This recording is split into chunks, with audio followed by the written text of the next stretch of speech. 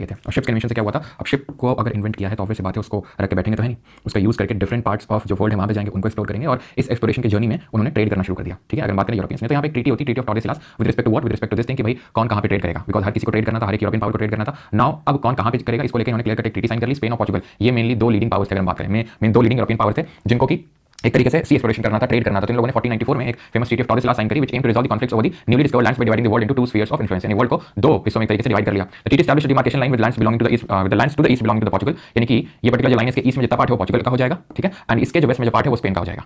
ठीक है, तो आप जो देख पा रहे हैं बैंगनी कलर का, पर्पल कलर का, ये हो जाएगा किसका, पोर्चुगल का, और जो येलो कलर में ये हो जाएगा स्पेन का।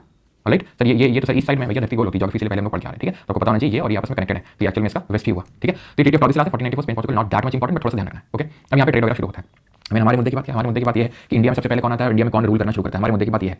ठीक है, तो इंडिया में अगर बात करेंगे तो वास्को डी गामा सबसे पहला व्यक्ति होता है जो भारत का सी रूट डिस्कवर करता है। ये नहीं बोल सकते कि पहला यूरोपियन है जो आया था, बिकॉज अगर हम देखें तो मौर्य टाइम पे भी एक आ चुका है। जब उस यूरोपियन का क्या नाम है जो मौर्य टाइम पे ही आ चुका है, क्यों, तो वो था अलेक्जेंडर द ग्रेट, वो भी यूरोपियन था, वो भी तो ग्रीस आया था, लेकिन वो सी रूट से नहीं आया था, लैंड रूट से आया था। तो सी रूट टू इंडिया डिस्कवर करने वाला बहुत बोलते हैं इंडिया को डिस्कवर किया था वास्को डी गामा ने, ऐसा बिल्कुल नहीं है। एक्चुअल में पहले तो यहाँ से कोलंबस निकला था, कोलंबस करके हुआ, तो कोलंबस निकला और वो अमेरिका पहुंचा, उसने बोला मैंने इंडिया डिस्कवर कर दिया, लेकिन बाद में पता चला इंडिया नहीं होता अमेरिका है। तो अमेरिका की जो डिस्कवरी वो कोलंबस ने करी थी, लेकिन इंडिया की डिस्कवरी नहीं, इंडिया के सी रूट की जो डिस्कवरी है वो करी थी वास्को डी गामा ने 1498 में। ये आया था कैलिकट में, जो कैलिकट अभी जगह पड़ती है, आप देखेंगे वेस्टर्न कोस्ट में, तो वहाँ के जो राजा हैं ज़ेमोरिन, वहाँ के उनके कोर्ट में आता है, वो इनका काफी अच्छे से स्वागत भी करते हैं और कभी कभी ऐसे पूछा तो नहीं है लेकिन पूछ सकता है। ठीक है, दैट इज किस शिप का यूज करके आया था ये, तो ये आया था गैब्रियल जो शिप है उसका यूज करके। ठीक है, किसका यूज करके आया था, जो आपका शिप गैब्रियल है उसका यूज करके यहाँ पे इंडिया में आया था। ओके, तो 1498 में आया था, उसका काफी अच्छा खासा स्वागत हुआ, ये काफी सारा कुछ यहाँ से स्पाइस वगैरह जो मसाले वगैरह वो लेके गया और वहाँ बेचकर काफी ज्यादा काफी बढ़िया रेट में इसको मिला, इसको मजा आ गया। 1502 में फिर से वापस आता है 1502 में, लेकिन इस बार इसका उतना स्वागत नहीं किया जाता है। ठीक है, इसको कायदे में बोला था भाई, कायदे में यहाँ पे। ठीक है, उतना ज्यादा यहाँ पे नहीं हो पाता, तो खैर बस इतना ध्यान रखना कि वास्को डी गामा पहला जो सी रूट इंडिया तक वो डिस्कवर करता है, कैलिकट के जो राजा होते हैं ज़ेमोरिन उनके पास आता है बस गैब्रियल शिप से। अब पोर्चुगीज के बारे में पढ़ना कितना है, तो सबसे पहली बात तो जो वास्को डी गामा है ये पोर्चुगीज था, तो सबसे पहले कौन सी यूरोपियन पावर इंडिया में एंटर करती है, एंड दैट इज पोर्चुगीज। ठीक है, तो Portuguese came to India for various economic and religious reasons, they were the first introduce tobacco and cashew nuts, यानी कि तंबाकू है।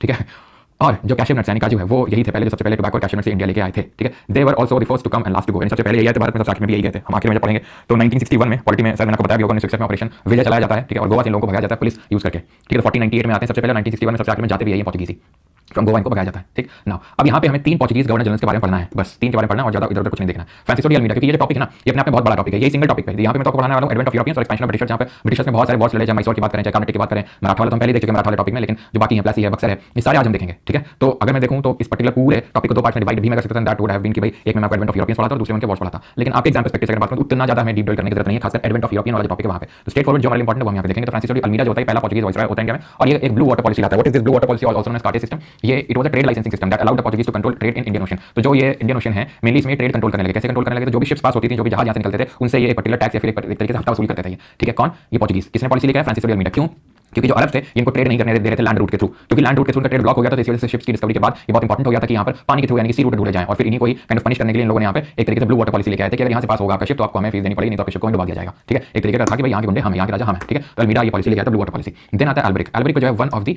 मतलब हम बोल सकते हैं कि पूरे पोर्चुगीज जो गवर्नर जनरल वाइसरॉय रहे उनमें से सबसे एबल था। ठीक है, कौन, अल्फांसो डी अल्ब्रिक, जिसके टाइम सबसे ज्यादा एक्सपेंशन हुआ बोल सकते हैं। ये सेकंड पोर्चुगीज गवर्नर था इंडिया में, और इसने गोवा कैप्चर किया 1510 में। किससे कैप्चर किया, तो जो आदिल शाह था बीजापुर का। ठीक है, आदिल शाह जो था बीजापुर का, उससे कैप्चर किया, और ये कैप्चर करने के बाद एक भटकल में ठीक है फोर्ट बनाने की अनुमति भी मिली।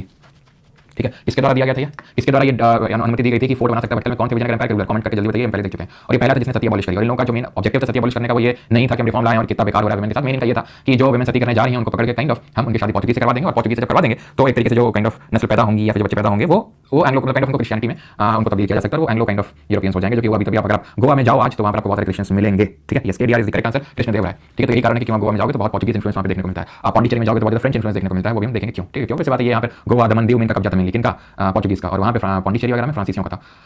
देन आता है नुनो दा कुन्हा, ये वाला Portuguese governor who moved his capital from Cochin to Goa in 1530। ये ध्यान रखना है। बहादुर शाह दुर्लभ Gujarat surrender due to Portuguese, ध्यान रखना 1535 में, अगर आपको याद हो तो यहाँ पे गवर्नर था कौन, गुजरात का कौन था यहाँ पे, बहादुर शाह था। अब याद करो 1535 की बात हो रही है, 1535 समझ रहे हो, बात कर रहे हैं 1535 कुछ रिलेट कर पा रहे हो, किसका टाइम पीरियड होगा, किसका टाइम पीरियड होगा, तुम खुद सोचो। 1556 में सेकंड बैटल ऑफ पानीपत होती है, सेकंड बैटल, यानी अभी अकबर नहीं आया, अभी हुमायूं का टाइम है। याद है आपको, हुमायूं 1530 से लेकर 1540 तक रहता है, तो वही टाइम पीरियड है जहाँ बहादुर शाह ने तंग करके रखा हुआ था। यहाँ से बहादुर शाह तंग कर रहा था, यहाँ से अफगान तंग कर रहे थे, किसको, हुमायूं को। हो रहा था कि नहीं हो रहा था, जब इसने यहाँ पर मेवाड़ में अटैक कर दिया था बहादुर शाह ने, तो कर्णवती ने राखी भिजवाई थी हुमायूं को, याद है, ये वही टाइम पीरियड है। अरे ये तो ये इतना ऊपर पीछे, हाँ उतना ही पीछे है, हमको लगा था बहुत आगे बढ़ गया, नहीं ये वही टाइम पीरियड 1535। ठीक है, बहादुर शाह को लोगों ने मार भी दिया था शिप में। ठीक है, मार के इनको अरेबियन सी में फेंक दिया था, लेकिन उससे पहले ड्यू जो है इनसे ले लिया था 1535 में बहादुर शाह, बाद में इनको मारा था बाद में था। ठीक है, तो बस इन तीन के बारे में आपको पढ़ना है। Almeida, blue water policy, Albuquerque, Goa capture किया, फोर्ट भटकल बनाने में अनुमति मिली सती अबॉलिश के टाइम पे, एंड नुनो दा कुन्हा जिसने 1530 में कोचीन से गोवा को शिफ्ट किया, और द्वीप को लोगों ने कैप्चर कर लिया था 1535 में फ्रॉम बहादुर शाह गुजरात। ओके, अब आती है second European power Dutch. Dutch का मतलब होता है नेदरलैंड के लोग, नेदरलैंड के लोग हैं डच जो है। ठीक है, अब नेदरलैंड में पता है अब कभी भी अगर आपको जाने का मौका मिले यूरोप में, जैसे आप लोग एसओ इन एमईए बनोगे या फिर वैसे भी जाने मिले, नेदरलैंड काफी ब्यूटीफुल कंट्री है, जो क्लाइमेट है वो बहुत सही है। ठीक है, तो यहाँ लोग क्या करने हैं, गर्मी का एंजॉय बिल्कुल नहीं, क्यों? ट्रेड करने हैं, जैसे कि हर कोई ट्रेड करने आ रहा है वैसे ये लोग भी ट्रेड करने हैं। अब ट्रेड करने आते हैं, ठीक है, तो ये Dutch east India company establish करते हैं 1602 में। अब समझो, जो भी यूरोपियन पावर आए, अभी हमने पोर्चुगीज देखा, अभी हम डच देख रहे हैं, इसके बाद अंग्रेज देखेंगे, इसके बाद आप डेनमार्क वाले देखेंगे, इसके बाद फ्रांस वाले देखेंगे। तो ये सब क्या है? ये कंपनियां है भाई, वहाँ की कंपनियां हैं जो यहाँ पे व्यापार करने आ रही हैं। कोई गवर्नमेंट की नहीं मिली है, प्राइवेट कंपनियां जहाँ पे व्यापार करने आ रही है, मुनाफा कमाने आ रही है यहाँ पर, ठीक है, ये चीज समझ में आई। तो जैसे कि आपने ईस्ट इंडिया कंपनी का नाम जरूर सुना होगा तुम सभी ने, वो इंग्लिश ईस्ट इंडिया कंपनी का नाम सुना है, ऐसे ही डच ईस्ट इंडिया कंपनी है, ठीक है। ईस्ट इंडिया का मतलब है कि यहाँ पे ये वाला ईस्ट वाला पार्टी, इसको ये लोग ईस्ट इंडिया बोला करते थे कि ईस्ट इंडिया में ट्रेड करने जा रहे हैं, जिसमें इंडिया इंडोनेशिया सब आ जाते हैं। समझ आई बात? तो 1602 में कंपनी बनती है, ठीक है, और आते कभी लोग तो 1605 इनकी पहली फैक्ट्री, ठीक है, स्टैब्लिश होती है मसूलीपट्टनम। मसूलीपट्टनम कहाँ पड़ता है? तो ये जो प्रेजेंट आंध्र प्रदेश वाला रीजन है, वहाँ पर जो मछलीपट्टनम हुआ करता था, अंग्रेजों ने मछलीपट्टनम बोल नहीं पाते तो उसको मसूलीपट्टनम बना दिया, ठीक है, क्लियर है। बाद में इनकी बाद में इनका एक और बेस बनता है बंगाल में, चिंसुरा जो बंगाल में, वहाँ पर इनका बेस बनता है। लेकिन ये चीज आपको ध्यान रखनी कि 1605 में अपनी पहली फैक्ट्री मसूलीपट्टनम स्टैब्लिश करते हैं, दिस इज इंपॉर्टेंट। ये कंपनी कब बनती है? 1602 में। अब बात करते हैं अंग्रेजों की। अंग्रेजों की जो ईस्ट इंडिया कंपनी 1599 में बनती है, इनकी कब बनती है? डच की बनती है 1602 में, 1602 में डच की बनती है, याद रहेगा चीज। और अंग्रेजों की कब बनती है? 1599 में, 1599 में बनती है। डच आते कब है? 1605 में। लेकिन अंग्रेज कब आते हैं? क्या भैया? अंग्रेज आते हैं 1608 में। यानी कि ये यहाँ से हमें बात समझ में आ रही है कि डच कंपनी बनती पहले है, सॉरी बनती बाद में, लेकिन आती पहले अंग्रेजों से। कारण उसका ये भी था कि जो डच थे वो पहले से सी रूट को डिस्कवर कर चुके थे, क्योंकि इंडोनेशिया के साथ पहले ट्रेड करना स्टार्ट कर दिए थे before coming to India. That is why, क्योंकि ये भी आपका स्पाइसेस के लिए बहुत फेमस था इंडोनेशिया की भी अगर बात करें। दैट इज वाई यहाँ पे इनके लिए बहुत आसान था कि वो यहाँ इंडिया आ जाते, क्योंकि उनको सी रूट तो पूरा पता ही था। तो east India company British east India company है, इंग्लिश ईस्ट इंडिया कंपनी जो बनती है 1599 में बनती है, दिसंबर 1599 में। 1600 में इनको वहाँ की जो क्वीन होती है, क्वीन एलिजाबेथ दी वन, उनसे रॉयल चार्टर मिल जाता है। रॉयल चार्टर किस चीज का? रॉयल चार्टर इस चीज का कि आप ट्रेड करो इंडिया में और सिर्फ आप ही कर सकते हो ट्रेड। तो क्वीन एलिजाबेथ को थोड़ा बहुत उस देके या फिर इनको प्रेज वगैरह करके इनसे चार्टर ले लिया कि सिर्फ वही कर सकते हैं। ईस्ट इंडिया कंपनी की मोनोपोली काइंड ऑफ एक यहाँ पर चार्टर मिल गया कि सिर्फ ईस्ट इंडिया कंपनी ही ट्रेड कर सकती है। ये बात समझ में आती है आपको? तो 1608 में क्या होता है? 1608 में जो विलियम हॉकिंस है, इसको भेजा जाता है वहाँ के जो राजा थे किंग जेम्स द फर्स्ट, उनके द्वारा कि मतलब ऑब्वियस बात है किसी न किसी को तो भेजा जाएगा पहले। तो पहले यहाँ के जो राजा है उनके द्वारा भेजा जाता है एक ऐसे आदमी को जो कि जहांगीर को प्लीज कर सके, बिकॉज जहांगीर उस टाइम पे यहाँ पे इंडिया में रूल कर रहा था, वो बचा सकता। तो जहांगीर को प्लीज करने वाला भेजा गया जिसको पर्शियन आती है कि जहांगीर ऑब्वियस बात पर्शियन में कम्युनिकेट कर सकता है, और अगर जो बिना किसी कन्वर्टर का यूज करके डायरेक्टली कन्वर्सेशन करेगा तो ज्यादा सही रहेगा। और साथ ही थोड़ा सा ठीक है नशेड़ी टाइप भी था जहांगीर के, एकदम मैच क्वालिटी खा रही थी उसके साथ। तो जहांगीर को वाइन वाइन भी ऑफर करी जाके, लेकिन खैर जहांगीर के साथ काफी टाइम से बिताया, मनसब भी इसको ग्रांट हुआ 400 का मनसब, लेकिन जहांगीर से ट्रेड परमिट निकालने में तो नाकाम रहा। जहांगीर बोला कि भाई देखो यार बेवकूफ तो हूँ, नशेड़ी तो हूँ, लेकिन इसका मतलब ये नहीं कि तुम कुछ भी कहोगे मैं तुम दारू लेके आओगे ब्रिटिश दारू और मैं उसी दारू में पिघल जाऊंगा, तुमको कुछ भी दे दूंगा, तो ऐसा नहीं चल पाएगा। बड़ा ऑफ लो और यहाँ से मौज करते हुए जाओ नगर, ठीक, वापस आ गया अपना, ठीक है। अब इसके बाद भेजा जाता है, ठीक है, विलियम हॉकिंस राइट। तो 1608 में क्या यहाँ पे दो लिखा है, एक सेकंड ध्यान रखना, इनकी भी जो पहली फैक्ट्री ओपन होती है वो 1611 में ओपन होती है, ठीक है, 1611 में जो मसूलीपट्टनम जगह है, ठीक है। हाँ सभी इसका रिजल्ट हो गया। सी से कुछ बोला था ऐसा क्या? बफरिंग हो रहा है क्या? बफरिंग हो रहा है, बाकी लोगों को तो नहीं हो रहा है, तो बफरिंग हो रहा है, बफरिंग हो रहा है। चलो तो तुम लोग कमेंट देखना, अगर तुम लोग कमेंट देखने बैठ जाओ ना थोड़ी देर हो चुकी क्लास, ऐसा हालत होता है, बफरिंग हो रहा है। भक्ति सूफी कब होगा? रिवीजन कैसे करें जल्दी से बताइए। अलग चल रहा है यहाँ मसूलीपट्टनम चल रहा है, कमेंट वाला चल रहा है। तो मसूलीपट्टनम जो वही जगह जहाँ पर ये लोग डच लोग अपनी पहली फैक्ट्री स्टैब्लिश करते हैं, तो ये पहली इनकी भी स्टैब्लिश होती है। फिर बाद में जो पहली परमानेंट फैक्ट्री स्टैब्लिश होती है वो सूरत में होती है 1613 में।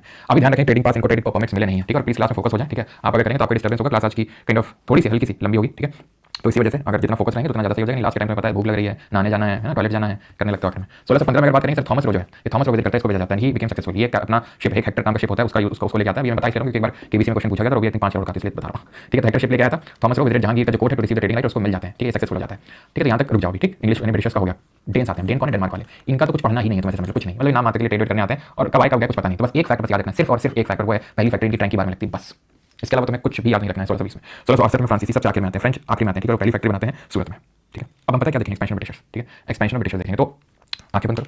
हमने क्या पढ़ा? हमने पढ़ा ट्रीटी ऑफ टॉर्डेसिलास हुआ, जहाँ पे बोला गया कि ठीक है पोर्चुगल वाले तुम ईस्ट में जाओ, स्पेन वाले वेस्ट में जाओ। तो इन्होंने शुरुआत करी। फिर धीरे धीरे फ्रांसीसी भी आ गए, ब्रिटिशर्स भी आ गए, डेनमार्क वाले भी आ गए, नीदरलैंड वाले भी आ गए। भाई हमने भी शिप इन्वेंट करी, हमें आगे वहीं थोड़ी चलेंगे बैठ के, क्या ट्रीटी होता है पढ़ा है, ठीक है। तो सब लोग निकल पड़े यहाँ पे। तो सबसे पहले कौन है इंडिया में? पोर्चुगीज है। 1498 में ऑस्ट्रेलिया में आया, ठीक है। कलिकट के जमरीन के पास आता है, लेकिन फिर वहाँ पे उसके बाद क्योंकि पोर्चुगीज सबसे पहले आते हैं, एडवांटेज लेते हैं, तो कुछ इंपॉर्टेंट 3 गवर्नर जनरल हुए। एक तो कौन सा हुआ याद करो, कौन सा हुआ पहला जिसने की ब्लू वाटर पॉलिसी लेकर आया? तो अल्मीरा था वो, ठीक है। कार्टे सिस्टम अल्ब्रिक आया, सत्यावॉलिश किया उसने 1510 में, गोवा को कैप्चर किया, फोर्ट बटकल बनाया उसने, और ये सारी चीजें करी। उसके बाद इन्होंने गुनाह था, उसने कैप को शिफ्ट किया, और उसी टाइम पे हमें पता है कि क्या हुआ था 1535 के टाइम पे बहादुर शाह से इन लोगों ने द्वीप को कैप्चर कर लिया था। तो ये सारी चीजें हुई। इसके बाद हमने पढ़ा कि पोर्चुगीज के पास कौन है? डच है, ठीक है। डच ईस्ट इंडिया कंपनी बाद में बनती है 1602 में, और जल्दी आ जाते हैं 1605 में, पहले ही इंडोनेशिया के साथ ट्रेड कर रहे होते हैं, ठीक है। पहली फैक्ट्री कहाँ पे बनाते हैं? वो पहली फैक्ट्री बनाते हैं मसूलीपट्टनम में, ओके। देन आते हैं कौन? फ्रांस अंग्रेज आते हैं। अंग्रेज में अगर बात करें 1500 आंखें बंद रहनी चाहिए, जिसने खोला बता रहे हैं फेंक के मारेगा। 1599, ठीक है, पूरी टाइमलाइन चलाओ। 1599 में क्या होता है? एलिजाबेथ से चार्टर मिलता है, स्टैब्लिश होती है कंपनी, ठीक। फिर इसको भेजा जाता है किंग जेम्स वन की तरफ, कहाँ पे? किंग जेम्स वन की तरफ भेजा जाता है जहांगीर के कोर्ट में। किसको किसको जाता है? हॉकिंस को। हॉकिंस सक्सेसफुल नहीं रहा, ठीक है, 3 साल बिता लेकिन फिर भी फेल। फिर 1615 में वैसे तो इनकी पहली फैक्ट्री बन जाती है 1611 में मसूलीपट्टनम में, लेकिन परमानेंट नहीं थी, परमानेंट 1613 में बनती है सूरत में। 1615 में फिर थॉमस रो को भेजा जाता है, शिप यूज करके वो आता है जहांगीर के कोर्ट में। जहांगीर से बोलता है ये जहांगीर, ठीक है, जाते जाते मरते मरते कुछ तो दे जाऊंगा, तो फिर ट्रेडिंग पास ले लेता है जहांगीर से, ठीक है। ये चीज समझ आ गई 1615। इसके बाद कौन आएगा? इसके बाद आएंगे डेन, इसके बाद आएंगे फ्रांसीसी। आगे खोल सकते हो, ठीक है। तो डेन्स और फ्रांसीसी, डेन्स की पहली फैक्ट्री टैंक की बार में, और फ्रांसीसी की कहाँ पे? सूरत में 1667 में, ठीक। ऑर्डर ध्यान रखना आपको, ठीक। अब ऑर्डर ध्यान रख लिया, अब पता है, अब आपको भी पता है, इतना तो पता होगा सबको कि अंग्रेजों ने हमें रूल किया और 1947 में अंग्रेजों से आजादी मिली, तो पता ही है। तो अब कैसे अंग्रेज इन सबको हटाते हैं साइड में? भाई ये सब ना ट्रेड करने आए थे, इनको भी नहीं पता था कि ये इंडिया में रूल करने लगेंगे या फिर कहीं पर, ऐसा नहीं कि इंडिया में रूल करने लगे थे। ब्राजील को, ब्राजील वालों को पोर्चुगल से आजादी लेनी पड़ी थी, वहाँ पे पोर्चुगीज रूल करने लगे थे, ऐसे इंडोनेशिया वाले, ऐसे बहुत सारी कॉलोनीज इन लोगों ने अपनी बना ली थी। इन लोगों को नहीं पता था हम ट्रेड करने निकले हैं और हम जो है लोगों का काट के फिर एक तरीके से काइंड ऑफ उस पूरी कंट्री में ही राज करने लगेंगे। तो धीरे धीरे लोग करने लगे थे, ठीक है। तो किस तरीके से अंग्रेजों ने यहाँ पे भारत पर अपना शासन बनाया वो हम देखेंगे। अब 2 चीजें हैं यहाँ पे, अगर आप नोटिस करें कि ब्रिटिशर्स को अपने यूरोपियन काउंटर पार्ट से लड़ना है, क्योंकि वो भी अपने यहाँ पे ट्रेडिंग, वो अभी सिर्फ ट्रेड तक सीमित है, अभी तक सिर्फ ट्रेड तक सीमित है कि भाई इट इज़ लाइक कि भाई मैं ट्रेड करूँगा, ठीक है। जैसे ये 4-5 दोस्त बोल लो या फिर ठीक है, ये है कि भाई नहीं मैं रहूँगा, मैं ट्रेड करूँगा, ठीक है। या फिर मैं अपना ही चलूँगा, ये इनमें लड़ाई चल रही है। बाद में इनको पता चला, अरे यार ये तो पूरे डब्बा उठाया जा सकता है, पूरे का राज किया जा सकता है। तो बाद में पता चला तो किस तरीके से पहले इन्होंने ब्रिटिशर्स ने अपने यूरोपियन काउंटर पार्ट को यहाँ से भगाया और फिर किस तरीके से यहाँ की जो एक्जिस्टिंग पावर थी, चाहे मुगल हो गए, चाहे मराठा हो गए या छोटे छोटे किंगडम्स हो गए, कैसे ठीक है उनको हटाया। यहाँ पे तो 2 पार्ट हैं। तो पहले हम ये देखेंगे किस तरीके से अपने यूरोपियन काउंटर पार्ट को हटाया, क्योंकि पहले तो अपने यूरोपियन काउंटर पार्ट को हटाया होगा यहाँ से, भगाया होगा यहाँ से, तभी तो यहाँ पे लोकल रूलर्स को भगाएंगे। सिंपल सी बात है, अपने अंडर में लाएंगे। तो वही है। सबसे पहले तो नंबर आता है पोर्चुगीज का। पोर्चुगीज को 1612 में बैटल ऑफ स्वाली में हराते हैं सूरत में, और यहीं उसके बाद 1613 में अपनी पहली फैक्ट्री स्टैब्लिश कर लेते हैं सूरत में। 1612 में बैटल ऑफ स्वाली होता है सूरत में और उनको हरा के, और यहाँ पे 1613 में पहली फैक्ट्री बना लेते हैं। फिर बैटल ऑफ चिंसुरा होता है। क्या होता है चिंसुरा, फिर बैटल ऑफ बेदारा, हुगली। एक्चुअली में एक ही चीज है। एक्चुअली में ये बंगाल में आपका हुगली जो रिवर है पड़ा था, किसकी ट्रिब्यूटरी है, कमेंट करके बताइए हुगली किसकी ट्रिब्यूटरी है, ठीक है। तो वहीं बेदारा फिर चिंसुरा पड़ता है। और 1759 में यहाँ पे बैटल होता है हुगली रिवर के बैंक से between the Britishers and the Dutch. Dutch मतलब नेदरलैंड वाली। जीत किसकी होती है, ब्रिटिशर्स की जीत होती है। तो इनका भी खेल खत्म यहाँ से, ठीक है। इनका भी यहाँ से खेल खत्म हो गया। और ये हुगली रिवर किसी की ट्रिब्यूटरी नहीं, ध्यान रखियो, ये किसकी डिस्ट्रीब्यूटरी है, गंगा की डिस्ट्रीब्यूटरी है। जो फरक्का जो यहाँ पे जगह वहाँ से डिस्ट्रीब्यूट होती है 1974, याद करो फरक्का राज बना था 1996 में। फरक्का एग्रीमेंट हुआ था between which two countries, India and कौन से दूसरे देश है। तो ये 2 बैटल समझ में आए आपको, battle of Swally 1612, battle of Chinsurah, Bedara, Hooghly 1759। ये दोनों गए पोर्चुगीज डच। डेन का तुमको याद नहीं रखना, डेन कब आया कब गया कुछ किसी को पता ही नहीं, ठीक है। डेन को कुछ याद नहीं रखना, बस डेन का एक फैक्टर तुमको ध्यान रखना है डेनमार्क वालों का कि टैंकी बार तमिलनाडु में इनकी पहली फैक्ट्री बनी थी, बस इनका ज्यादा कोई इंटरेस्ट था नहीं इनका यहाँ पे, ठीक है। बैटल ऑफ कोलाचल होती है जिसमें ब्रिटिशर्स को कोई लेना नहीं है, लेकिन एक इंपॉर्टेंट है तो यहाँ पे पता होना चाहिए 1741 में होती है, ठीक है। डच ईस्ट इंडिया कंपनी बड़े चौड़ में आ रही थी, तो मार्टिन वर्मा रुको जरा सबर करो बेटा, इतना भी क्या जल्दी है, ठीक है। तो इनको हराया यहाँ पे डचों को हराया था किसने, किंग मार्टिन वर्मा। ट्रैवनकोर राजा थे, ट्रैवनकोर ये जो जगह दिख रही है आपको, ये ट्रैवनकोर, ठीक है, ये ट्रैवनकोर। तो यहाँ पे रूल कर रहे थे किंग, और उन्होंने यहाँ पे डच को हराया था एक तरीके से। तो ये भी आपको ध्यान में रखना है डच ईस्ट इंडिया कंपनी। तो डच ईस्ट इंडिया कंपनी पहले इनसे हारी, फिर उनसे हारी, समझ गए क्या यहाँ पे अपना जमने वाला नहीं है यहाँ पे, ठीक है। अब क्या आता है, अब यहाँ पे आते हैं जरा, ठीक है। बांग्लादेश बिल्कुल मैं हुगली से देख रहा हूँ, इब्राहिम इस्लाम, अच्छा हुगली से इब्राहिम, अच्छा। तो कोलाचल ये हो गया आपका, ऑलराइट। अब पता है अब हम क्या देखेंगे, अब हम यहाँ पे फोकस करेंगे थोड़ा सा ये कार्नेटिक वाला रीजन है। अब हम पता है क्या देखेंगे, अब हम कार्नेटिक वॉर्स देखेंगे, कार्नेटिक वॉर्स। तो तुम्हें पहले पता होना चाहिए कार्नेटिक है क्या चीज। तो कार्नेटिक एक रीजन का नाम है, ये कर्नाटक नहीं है पहली बात तो, ठीक है। लोग कर्नाटक बोल देते हैं, लेकिन कार्नेटिक है जो कोरोमंडल कोस्ट है, जो आज का तमिलनाडु है, जो आज का तमिलनाडु है वो आता है यहाँ पे कार्नेटिक में, ठीक है। तो ये चीज आपको ध्यान रखिए, जब मैं बोल रहा हूँ कार्नेटिक वॉर तो यहाँ पे हो रहे हैं या किसके बीच में हो रहे हैं, ध्यान रखना। जो कार्नेटिक युद्ध हुए हैं ये हुए हैं अंग्रेजों के बीच में, फ्रांसीसियों के बीच में। हमने देखा पोर्चुगीज का खेल खत्म, डच का खेल खत्म, डेनमार्क आया राम गया राम, बचा कौन, फ्रांसीसी। मेन जो इनके लिए सबसे बड़ा हार्डल था ब्रिटिशर्स के लिए इंडिया में वो फ्रांसीसी थे, और फ्रांसीसियों को कार्नेटिक वॉर से सीमित करके उन्होंने रख दिया एकदम। ये तो नहीं बोलूँ कि भगा ही दिया, सीमित करके रख दिया। पोर्चुगीज को भी ऐसा नहीं भगा ही दिया, सीमित करके रख दिया। तभी तो 1962-1961 में फिर भगाना पड़ता है हमें। अगर भगा ही दिया तो ब्रिटिशर्स ने पूरी तरीके से, तो 1961 में भगाना पड़ता, ठीक है। तो मेन तो ये है कि उनको समेट रख दिया, एकदम समेट रख दिया। इनफैक्ट पोर्चुगीज ही थे जो रुके हुए थे, और फ्रांस, ठीक है। मेन तो डेनमार्क तो बिल्कुल नहीं रुके यहाँ पे, और डच भी नहीं रुके यहाँ पे, ठीक है। तो ये कार्नेटिक वाला जो रीजन है यहाँ पे ये वॉर होता है। ध्यान से समझना, मैं आपको बता रहा हूँ, ठीक है। ये कार्नेटिक है, ये क्या है, ये तंजौर है, कार्नेटिक है, और ये नीचे तंजौर है। और ये जो दिख रहा है कोई मैसूर किंगडम है जहाँ पे वोडेयार डायनेस्टी का रूल हुआ करता था। किसका रूल हुआ करता था, वोडेयार डायनेस्टी का यहाँ पे रूल हुआ करता था। और यहाँ पे बैठे थे मराठा। देखो मराठा सबसे पावरफुल थे। ये जब बात चल रही है 18वीं सेंचुरी की, तो मराठा उस टाइम पे 18वीं सेंचुरी समझते हो, अगर नहीं समझते तो फिर इतनी लंबी एंशिएंट हिस्ट्री सभी तक यहाँ मॉडर्न पहुंच गया, बेकार है सब फिर, ठीक है। तो 1700 1800 ये हो गया 18वीं सेंचुरी आपका। इस टाइम पे मराठा सबसे पावरफुल थे, ठीक है। यहाँ पे कौन बैठा हुआ था, निजाम ऑफ हैदराबाद। यहाँ मराठा बैठे हुए, यहाँ मैसूर बैठा हुआ है, यहाँ छोटा सा ट्रैवनकोर, यहाँ तंजौर, ये कार्नेटिक वाला रीजन है। अब यहाँ वॉर होती क्यों है, होती इसलिए समझाता हूँ। मेन यहाँ पे निजाम के अधीन था ये कर्नाटक वाला नवाब, कर्नाटक का नवाब, इनकी राजधानी थी कर्नाटक वालों की आरकॉट, ध्यान रखना आरकॉट, ठीक है। तो जैसे कि ये निजाम मुगलों के अधीन था, याद करो 18वीं सेंचुरी में लगभग 1720 के आसपास की बात है, अगर आपको याद हो। तो जब मोहम्मद शाह रंगीला पर बैठा तो यहाँ पे नहीं आ गया था निजाम उल मुल्क सब जाके, भैया मैं तो जा रहा हूं हैदराबाद, यहाँ पे इंडिपेंडेंट किंगडम एस्टैब्लिश कर लिया था, बाद में सादत खान बनाना कर लिया था अपना इंडिपेंडेंट किंगडम। तो जिस तरीके से मुगलों के अधीन था, ऐसे ही कर्नाटक का जो नवाब है ये इसके अधीन था, निजाम के अधीन में था, ठीक एक तरीके से इसको ट्रिब्यूट वगैरह देता था। अब होता क्या हुआ, क्या जब इसकी निजाम उल मुल्क असफ जो यहाँ पे था, ठीक है, जब उसकी यहाँ पे डेथ होती है तो यहाँ पे वॉर ऑफ सक्सेशन चलता है एक तरीके से, ठीक है। खैर अभी इसको रोकते हैं, अभी सीधा यहाँ पे चलते हैं, क्योंकि ये जो मैं बताने जा रहा था इसके सेकंड कार्नेटिक वॉर से पहले वाले को पहले समझते हैं। देखो 3 कार्नेटिक वॉर टोटल कितने, 3 करने इस वाले रीजन में होते हैं, इसलिए इनको कार्नेटिक बोलते हैं। 3 होते हैं टोटल, पहले वाले का लेना देना, ये वाले कर्नाटक लिख देते हैं, लेकिन ध्यान रखना रीजन कर्नाटक का नहीं है। पहला वाला जो युद्ध होता है, पहला उसका लेना भारत से नहीं होता है, उसका लेना देना होता है किससे, ऑस्ट्रियन वॉर ऑफ सक्सेशन से। ऑस्ट्रिया में एक बहुत बड़ा घराना हुआ, एक बहुत बड़ा घराना हुआ, उसमें भी सक्सेशन का वॉर चल गया हर जगह, जैसे कि नहीं मुगलों में वॉर ऑफ सक्सेशन हुआ, औरंगजेब उसके भाइयों के बीच में, वैसे हर जगह होते थे। तो ऑस्ट्रियन वॉर ऑफ सक्सेशन हुआ यहाँ पे कि गद्दी पे कौन बैठेगा, और बहुत बड़ा घराना था। उसका लेना देना मतलब समझ लो कि कंट्रीज इन्वॉल्व हो गई थी, पूरे यूरोप में वॉर छुड़ गई थी। ऑस्ट्रिया में, ये ऑस्ट्रेलिया नहीं है भाई, ऑस्ट्रिया है, आई थिंक इतना पता होगा आप लोगों को, ऑस्ट्रिया कंट्री है यूरोप में। जब वॉर ऑफ सक्सेशन छुड़ा तो अंग्रेज और जो फ्रांसीसी हैं ये भी लड़ना शुरू कर दिया। अब इट इज लाइक कि वो यूरोप में लड़ रहे हैं तो यहाँ पे क्यों लड़ रहे हैं। तो again it is similar to कि भाई अगर मान लो कि आप हो, ठीक है, और आपका मान लो कि आपका कोई फ्रेंड, कोई आपका पड़ोसी है, ठीक है, आपके पापा और उस पड़ोसी जो आपका, उसके पापा के बीच लड़ाई हो गई, ठीक है। तो आपके और उसके बीच में संबंध ठीक नहीं रहेंगे, सिंपल सी बात है। आप भी अगर एक दूसरे को मिलोगे तो लड़ जाओगे, नहीं मतलब लड़ जाओगे नहीं लड़ जाओगे। मान लो कि मेरे पापा तुम्हारे पापा के बीच लड़ाई है और हम दोनों स्कूल फ्रेंड्स हैं, स्कूल में क्या हमारे रिलेशन नहीं होंगे, सिमिलर यहाँ पे। तो यहाँ पे लोग लड़ गए, फ्रांसीसी और ब्रिटिशर्स लड़ गए, और इनको वैसे भी तो कौन दोस्त थे नहीं, दोस्त किस में होंगे, आपको जो कॉम्पिटिटर्स होते हैं वो दोस्त होंगे नहीं, इनको भी ट्रेड करना, उनको भी ट्रेड करना, तो उनको भी लग रहा है कि हम ट्रेड कंट्रोल करें, हम ट्रेड कंट्रोल करें, इसलिए यहाँ पर युद्ध हो जाता है। इसको पहला कार्नेटिक वॉर बोलते हैं, 40 से लेकर 48 तक होता है। जीतता कौन है, फ्रांसीसी जीते हैं, लेकिन वहाँ पे ट्रीटी साइन हो जाती है वहीं यूरोप में, जिसको बोलते हैं, वैसे मैं पहले तो इसको एक्सला चैपल बोलता था, लेकिन अभी पता चला मुझे, ठीक है, इसको अला शपील बोलते हैं, ठीक है। जब ट्रीटी ऑफ अला शपील जो है, यहाँ से ये पर्टिकुलर जो कार्नेटिक वॉर है पहला वाला, ये रुक जाता है, खत्म हो जाता है, ठीक है। और 40 से लेकर 48 के बीच में होता है, ठीक है। शुरू क्यों होता है, जीतता कौन है, कब होता है, और खत्म किस तरीके से होता है। इन 4 चीजों के अलावा आपको वॉर में कुछ पढ़ने की जरूरत नहीं होती है,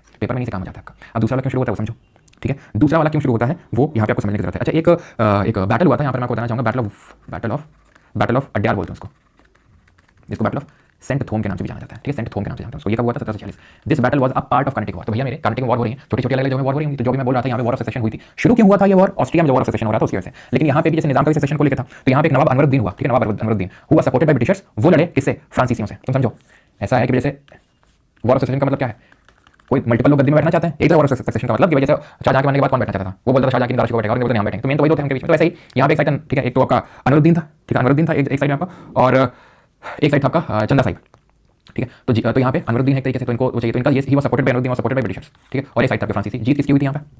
किसकी जीत हुई थी? जीत हुई थी यहाँ पे, ध्यान रखना, फ्रांसीसियों की। किसकी जीत हुई यहाँ पे? फ्रांसीसियों की जीत हुई थी, ध्यान रखना। फ्रांसीसी किसका सपोर्ट करते थे? चंदा साहिब। उतना इंपॉर्टेंट है नहीं इसलिए मैं लिखवा नहीं रहा, बट फिर भी ध्यान रखना, ठीक है। यहाँ पे ये जो पर्टिकुलर बैटल ऑफ अड्यार होती है, जो पहले कंट्री वॉर का पार्ट है, वो क्यों होती है? सेंट थॉमस जो होती है, जिसको सेंट थॉमस बोलते हैं ब्रिटिश 1746 में, ठीक है। क्लियर है यहाँ तक? और खत्म किससे होता है? ट्रीटी ऑफ आइला शपील, ठीक है। तो अब आते हैं सेकंड कंट्री वॉर पे। सेकंड कंट्री वॉर का लेना देना विदेश से नहीं था, भारत से ही था। It started with battle of Ambur. Battle of Ambur से शुरू होती है, जो कि वन बाय फ्रांसीसी। कैसे? यहाँ निजाम है हैदराबाद, ठीक है, ये आरकॉट है।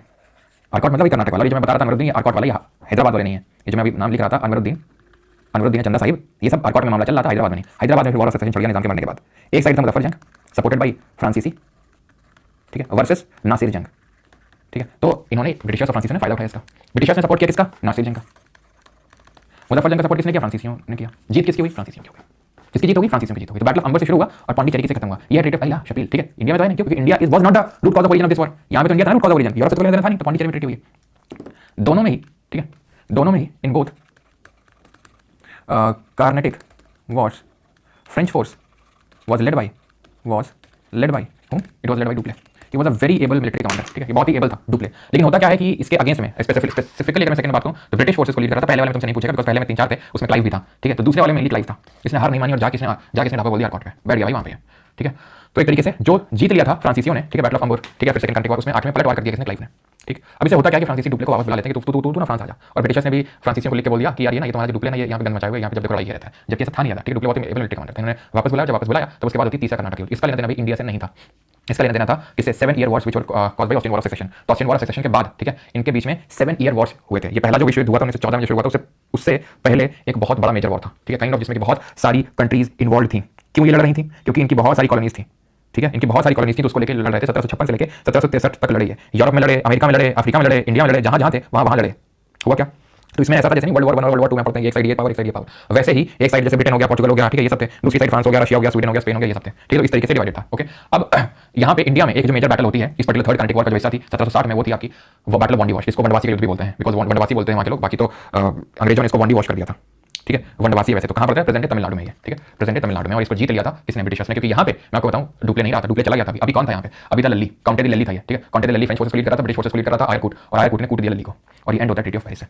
अगेन क्योंकि इंडिया तो कॉज ऑफ रीजन था नहीं, क्या था? यूरोप में 7 ईयर जो वॉर चल रहे थे, तो पेरिस, ठीक है। तो 7 ईयर जो वॉर चल रहे थे वो कॉज ऑफ रीजन पर पेरिस में ट्रीटी होती है। तो हमें क्या याद करना होता है कि साल क्या था, ईयर क्या था, ठीक है। देन ट्रीटी क्या थी, ठीक है। मेन दो चीजें ये हमें पता होनी चाहिए कि ईयर क्या था, ट्रीटी क्या थी, ठीक है। तो ये चीज आपको अच्छे से याद रखनी है। पहले वाले में अगर हम देखें तो ईयर क्या था? 40-48, ट्रीटी क्या था? आइला शपील, ठीक है, जीता कौन? फ्रांसीसी। सेकंड में 49 से 54 बैटल ऑफ अंबर इसका पार्ट था, जैसे कर्नाटक में अड्यार इसका पार्ट था। ट्रीटी कौन सी थी? Pondicherry. Third 7 year war of succession, जो 7 ईयर्स के जो वॉर चल रहे थे वो इसका मेन कॉज ऑफ रीजन थे, ठीक है। जैसे मेन कॉज ऑफ रीजन यहाँ पे पहले वाले में क्या था? Austrian war of succession. यहाँ पे बैटल ऑफ अंबर जो हुआ था, यहाँ पे क्या था? 7 ईयर वॉर, और ट्रीटी से खत्म हुआ पेरिस से। ये ट्रीटी में मेन चीज ये हुई कि फ्रांसीसियों को French were limited to their outpost, यानी कि जो इनकी आउटपोस्ट है जहां से ट्रेड कर रहे हैं बस वहीं से ट्रेड करेंगे। And it restricted, this Paris की treaty restricted their further expansion, कि फर्दर कोई और मत बना लेना और नहीं एक्सपैंड करने का सोचना यहाँ पे, ठीक है। तो इनको लिमिट कर दिया गया था और इनके एक्सपेंशन को पूरी तरीके से रोक दिया गया था। तो यहाँ से फ्रांसीसियों का भी खात्मा हो जाता है कार्नेटिक वॉर से। तो तीनों कार्नेटिक वॉर का थोड़ा सा ड्यूरेशन याद रखना है। अब घुसते हैं बंगाल में, अब आएगा मजा, अब जो आएगा असली मजा आपको, ठीक है। क्या साइड कॉर्नर का पिक्चर मारी चल रहा है? कहाँ? अच्छा तुम लोग यार बड़े। तो बंगाल में आते हैं, ओके। तो बंगाल में आते हैं, तो बंगाल में क्या चल रहा था? बंगाल में ये मुर्शिद कुली खान, तो हमने देखा था कि जब मुगल वीक होने लगे थे तो हैदराबाद में, अवध में और बंगाल में 3 अलग अलग यहाँ पे सेपरेट किंगडम्स टाइप निकल के आए थे, छोटे छोटे। यहाँ पे वो अपना जो हैदराबाद का नवाब है, ठीक है, वो रूल करने लगा था, ठीक है। यहाँ पे अवध का जो सादत खान, यहाँ पे असफ जाह, यहाँ पे सादत खान मुल्क, और यहाँ पे मुर्शिद कुली खान, ये बना था पहला नवाब बंगाल, ठीक है। 1717 में, ठीक है, 1717 में अगर बात करेंगे तो मुगल जो एम्परर फारूक सियार इशूड अ गोल्डन फरमान। अब ध्यान से सुनिएगा, यहाँ से ध्यान सुनिएगा, वैसे तो मैं आपको बता चुका हूँ पहले भी, बट फिर भी इंपॉर्टेंट है, ओके। तो पहला नवाब कौन था? मुर्शिद कुली खान, जो औरंगजेब के टाइम पे अपॉइंट किया गया था कि तुम बंगाल में जाओ, देखो वहाँ पे। तब इसको नवाब की ऐसा कुछ उपाधि नहीं मिली थी। इनफैक्ट इसका जो ओरिजिनल नेम था वो सूर्य नारायण मिश्रा था, ऐसा कुछ सूर्य नारायण मिश्रा इसका ओरिजिनल नेम था, इसको कन्वर्ट करके यहाँ पे भेजा गया था। इसके बाद जो मर गया था औरंगजेब 1707 में, तो 1717 में फारूक सियार ने फरमान इशू किया था, इसको नहीं, ब्रिटिशर्स को। मैंने बताया इसको एक बीमारी हो गई थी, तो वो बीमारी ठीक नहीं हो रही थी, ब्रिटिश ईस्ट इंडिया कंपनी के फिजिशियन ने ठीक कर दी थी। कौन सा फिजिशियन था जो शाहजहां के टाइम पे आया था? कमेंट में बताओ, एफ से नाम शुरू होता है उसका, बता दीजिए क्या नाम था उसका। तो ब्रिटिश ईस्ट इंडिया कंपनी ने सही कर दिया, खुश हो गया, इसने गोल्डन फरमान इशू किया कि 3000 रुपये बस तुम दिया करना, बिल्कुल टैक्स फ्री ट्रेड करोगे बंगाल में। पहला। दूसरा, तुम खुद के दस्तक भी पास भी इशू कर सकते हो जहां पे, ठीक है, मतलब अपने कंपनी के यूज के लिए जब ट्रेड करना है तुम्हें, तो तुमसे क्या कोई टैक्स वसूली नहीं करेगा, टैक्स नहीं मांगा जाएगा। जहां पे लोगों के लिए बहुत 20-30 जो बाद में 40% का टैक्स हो गया था ट्रेड करने के लिए, तुम्हारे लिए 0% रहेगा। इसी को गोल्डन फरमान को मैग्ना कार्टा ऑफ ट्रेड बोलते हैं ब्रिटिशर्स के लिए, मैग्ना कार्टा, ठीक है। मतलब काइंड ऑफ एक डॉक्यूमेंट है जिसने लोगों को स्वीपिंग पावर्स दे दिए ट्रेड करने के। तो ही वाज फ्रैंकोइस बर्नियर, ठीक है, वो फिजिशियन आया था। तो खैर ये गोल्डन फरमान एक बहुत इंपॉर्टेंट की रोल निभाता है जो अभी हम वॉर देखने वाले हैं, जो कि बहुत बहुत इंपॉर्टेंट वॉर है वो। ठीक है, तो नवाब ऑफ बंगाल बात करें मुर्शिद कुली खान के बाद शुजाउद्दीन मोहम्मद खान आता है, अलीवर्दी खान, फिर अलीवर्दी खान 1756 में मर जाता है। अलीवर्दी खान के बाद यहाँ पे बिठाया जाता है सिराजुद्दौला को। ये कौन है? अलीवर्दी खान की बेटी का बेटा है, नहीं अलीवर्दी खान नाना है किसका? सिराजुद्दौला का। जब अलीवर्दी खान मरता है और सिराजुद्दौला थ्रोन पे बैठता है तो सिराजुद्दौला की जो उम्र होती है बहुत कम होती है, बहुत 21-22 साल का लड़का होता है। ठीक है, ध्यान रखना ये पहला नवाब है, ये सबसे ज्यादा इंपॉर्टेंट है, आखिरी नहीं हो सकते, लेकिन हाँ जब प्लासी का युद्ध हुआ जब पढ़ने वाले उस टाइम पे क्यों हुआ वो मेन कॉज ऑफ रीजन नहीं था सिराजुद्दौला, क्योंकि ये बहुत ही कम उम्र का था, एडमिनिस्ट्रेशन किस तरीके से संभालना है अच्छे से इसमें तो महारत था। बोला जाता है कि काफी वैसा टाइप था। वैसा टाइप का मतलब है कि ऐसा ब्रिटिश हिस्टोरियन बोलते हैं, अभी ट्रू कितना है उसमें तो खैर वो लोग अपने हिसाब से लिखेंगे कि कैन ऑफ रेपिस्ट था एंड सेडिस्ट था। सेडिस्ट का मतलब होता है कि जो दूसरे के दुख में एकदम उसको आनंद ही आनंद आ जाए, ऐसा टाइप याद लड़का था। खैर जो भी हो, लेकिन सिराजुद्दौला मतलब बहुत ही ज्यादा ठीक नहीं था। ठीक है, काफी क्रूड, थोड़ा सा क्रूड टाइप का था। तो खैर जो भी हो, उसमें कोई मतलब लेना है नहीं। तो सिराजुद्दौला करता क्या है, चल जाता है इस चीज़ से कि जो ब्रिटिशर्स हैं जो फ्रांसीसी हैं इतना ज़्यादा जो एक्सपेंशन कर रहे हैं। ठीक है, एक्सपेंशन क्या क्या कर रहे हैं? तो एक्सपेंशन जैसे कि लोग मोट बनवा रहे थे। ब्रिटिशर्स फोर्ट विलियम जो पड़ता है ना, फोर्ट विलियम उसके आसपास ये लोग मोट बनवा रहे थे, फोर्ट विलियम के आसपास। मोट क्या होता है? गड्ढा, गड्ढा से बनाया जाता था ताकि कोई अटैक न कर सके हमारे फोर्ट में। तो फोर्ट विलियम पे ये मोट बनवा रहे थे, तो उससे चल गया था। ठीक है, प्लस ये जिनको ये मिल रखा था जो दस्ता जिसके थ्रू ये एकदम 3000 रुपए देने कोई टैक्स नहीं भरना पड़ता, तो उससे भी रास्ता उसका था कि भाई अब हम काइंड ऑफ इंडिपेंडेंट है मुगलों से, अब तुमको भरना पड़ेगा। वो सब जो देखे गए थे फारूक यार तक की बात थी, अब तो तुमको पूरा भरना पड़ेगा। ठीक है, ये कहना था किसका? ये कहना था सिराजुद्दौला का। तो सिराजुद्दौला इसलिए क्या करता है, जब कहीं पे 23 साल, 21-22 साल, 20 साल आपको देखने को मिलेगा, तलवार मत लेना, उम्र नहीं पूछा तुमसे। वो 1756 में ये बनता है नवाब, कहाँ का? बंगाल का। ठीक, ही was not happy with the trade privilege enjoyed by the Britishers in Bengal. जो फारूक यार ने ट्रेड परमिट दिए तो कुछ नहीं था। ये सिराजुद्दौला कैप्चर फोर्ट विलियम, उसने क्या किया, ये जब लोग नहीं रुक रहे थे उसने मना किया, बोला कि भाई रुक जा, क्या है फालतू दिमाग खराब किया पड़ा। ये मुर्शिदाबाद से नीचे आया, मुर्शिदाबाद ऊपर पड़ता है बंगाल में, अगर मैप पे देखोगे तो मुर्शिदाबाद ही में ही नवाब बैठा करता था, वही उसकी राजधानी हुआ करती थी। बाद में मीर जाफर ने उसको शिफ्ट किया था, सॉरी मीर कासिम ने उसको शिफ्ट किया था। तो मुर्शिदाबाद, ठीक है, मुर्शिदाबाद से नीचे उतरा कहाँ पे? फोर्ट विलियम में, जो कि अगेन सभी हुगली रिवर के किनारे आपको देखने को मिलेगा। और नीचे उतरा फोर्ट विलियम में गया और फोर्ट विलियम में अपनी सेना ले गया, इसको कैप्चर कर लिया। ठीक है, कैप्चर कर लिया। और यहाँ पे माना जाता है कि इसने कुछ जो अंग्रेज थे उनको एक बहुत छोटे से कमरे में सबको बंद कर दिया शाम 6 बजे लगभग। जून, ध्यान रखना जून 1756 की घटना है। कब? जून 1756 की घटना है जब इसने बंद कर दिया। गर्मियों का टाइम था तो दम घुटने की वजह से मृत्यु हुई सुबह जब गेट खोला गया। अब अंग्रेज हिस्टोरियन वैसा बताते हैं यहाँ पे 146 लोग बंद कर दिए थे जिसमें 123 लोग मर गए थे, सिर्फ 23 बाकी जिंदा बच पाए थे। लेकिन ऐसा बाकी स्टोरी नहीं मानते हैं, जितनी जगह लोग बताते हैं कितनी जगह बंद कर दिया, उसमें पॉसिबल ही नहीं है कि 140 लोग आ जाए। तो लोग बड़ा चला के दिखाते हैं कि हो इतना कुछ आ सकता है सिराजुद्दौला, फिर तो सही किया तुमने। वैसा टाइप जैसे फॉर एग्जाम्पल मान लो औरंगजेब थोड़ा बुरा था, ठीक है, तो थोड़ा और बड़ा चला के उसको सोचा अच्छा इतना बुरा था तो फिर तो एकदम उसको सारी गलती तो औरंगजेब की है, जो हम लोग रोड टूट रही है ना सब कुछ हो रहा है, ये भी गलती औरंगजेब की है। ठीक है, ताकि वो आसानी से उस चीज़ को इंस्टॉल किया जा सके माइंड में। तो वही यहाँ पे किया गया, दैट वाज किस तरीके से सिराजुद्दौला को बड़ा चला के दिखाया गया कि इसने बहुत सारी हत्याएं करी थी। लेकिन जो भी हमसे नहीं लेना देना कुछ, कितने लोग कहते हैं नहीं कभी पूछेगा आपसे, इसको काल कोठरी की घटना बोलते हैं। क्या बोलते हैं? ब्लैक होल ट्रेजेडी बोलते हैं। ठीक, अब इसमें क्लाइव को जब पता चलता है तो क्लाइव, क्योंकि अब याद करो ये कौन सा टाइम पड़ा 1756 का, पीछे आ जाओ। क्लाइव भी तो यहाँ पर भी बिजी है सेकंड कार्टिक वॉर में, तो वो नीचे बैठा हुआ है। जब उसको पता चला तो आगे ऊपर गया वो। ठीक है, और उसने क्या किया, उसने कुछ तो यहाँ पे पहली बात तो इसको कब्जे में लिया, है ना, इसको कब्जे में लिया। किसको?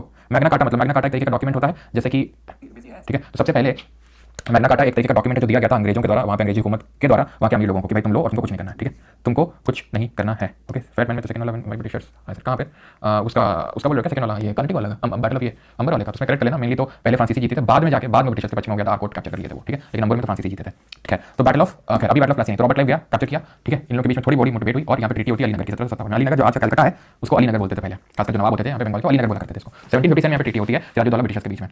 लेकिन ये बात समझ गया था क्लाइव ट्रीटी तो हो गई है, लेकिन इसको हटाना पड़ेगा, यहाँ से दिक्कत करेगा, ट्रेड वेड नहीं करने देगा, कुछ तो दिक्कत करना पड़ेगा, अपने मनचाहा किसी को करना पड़ेगा। अब ये छोटा सा है, छोटी सी उम्र का बालक है ये।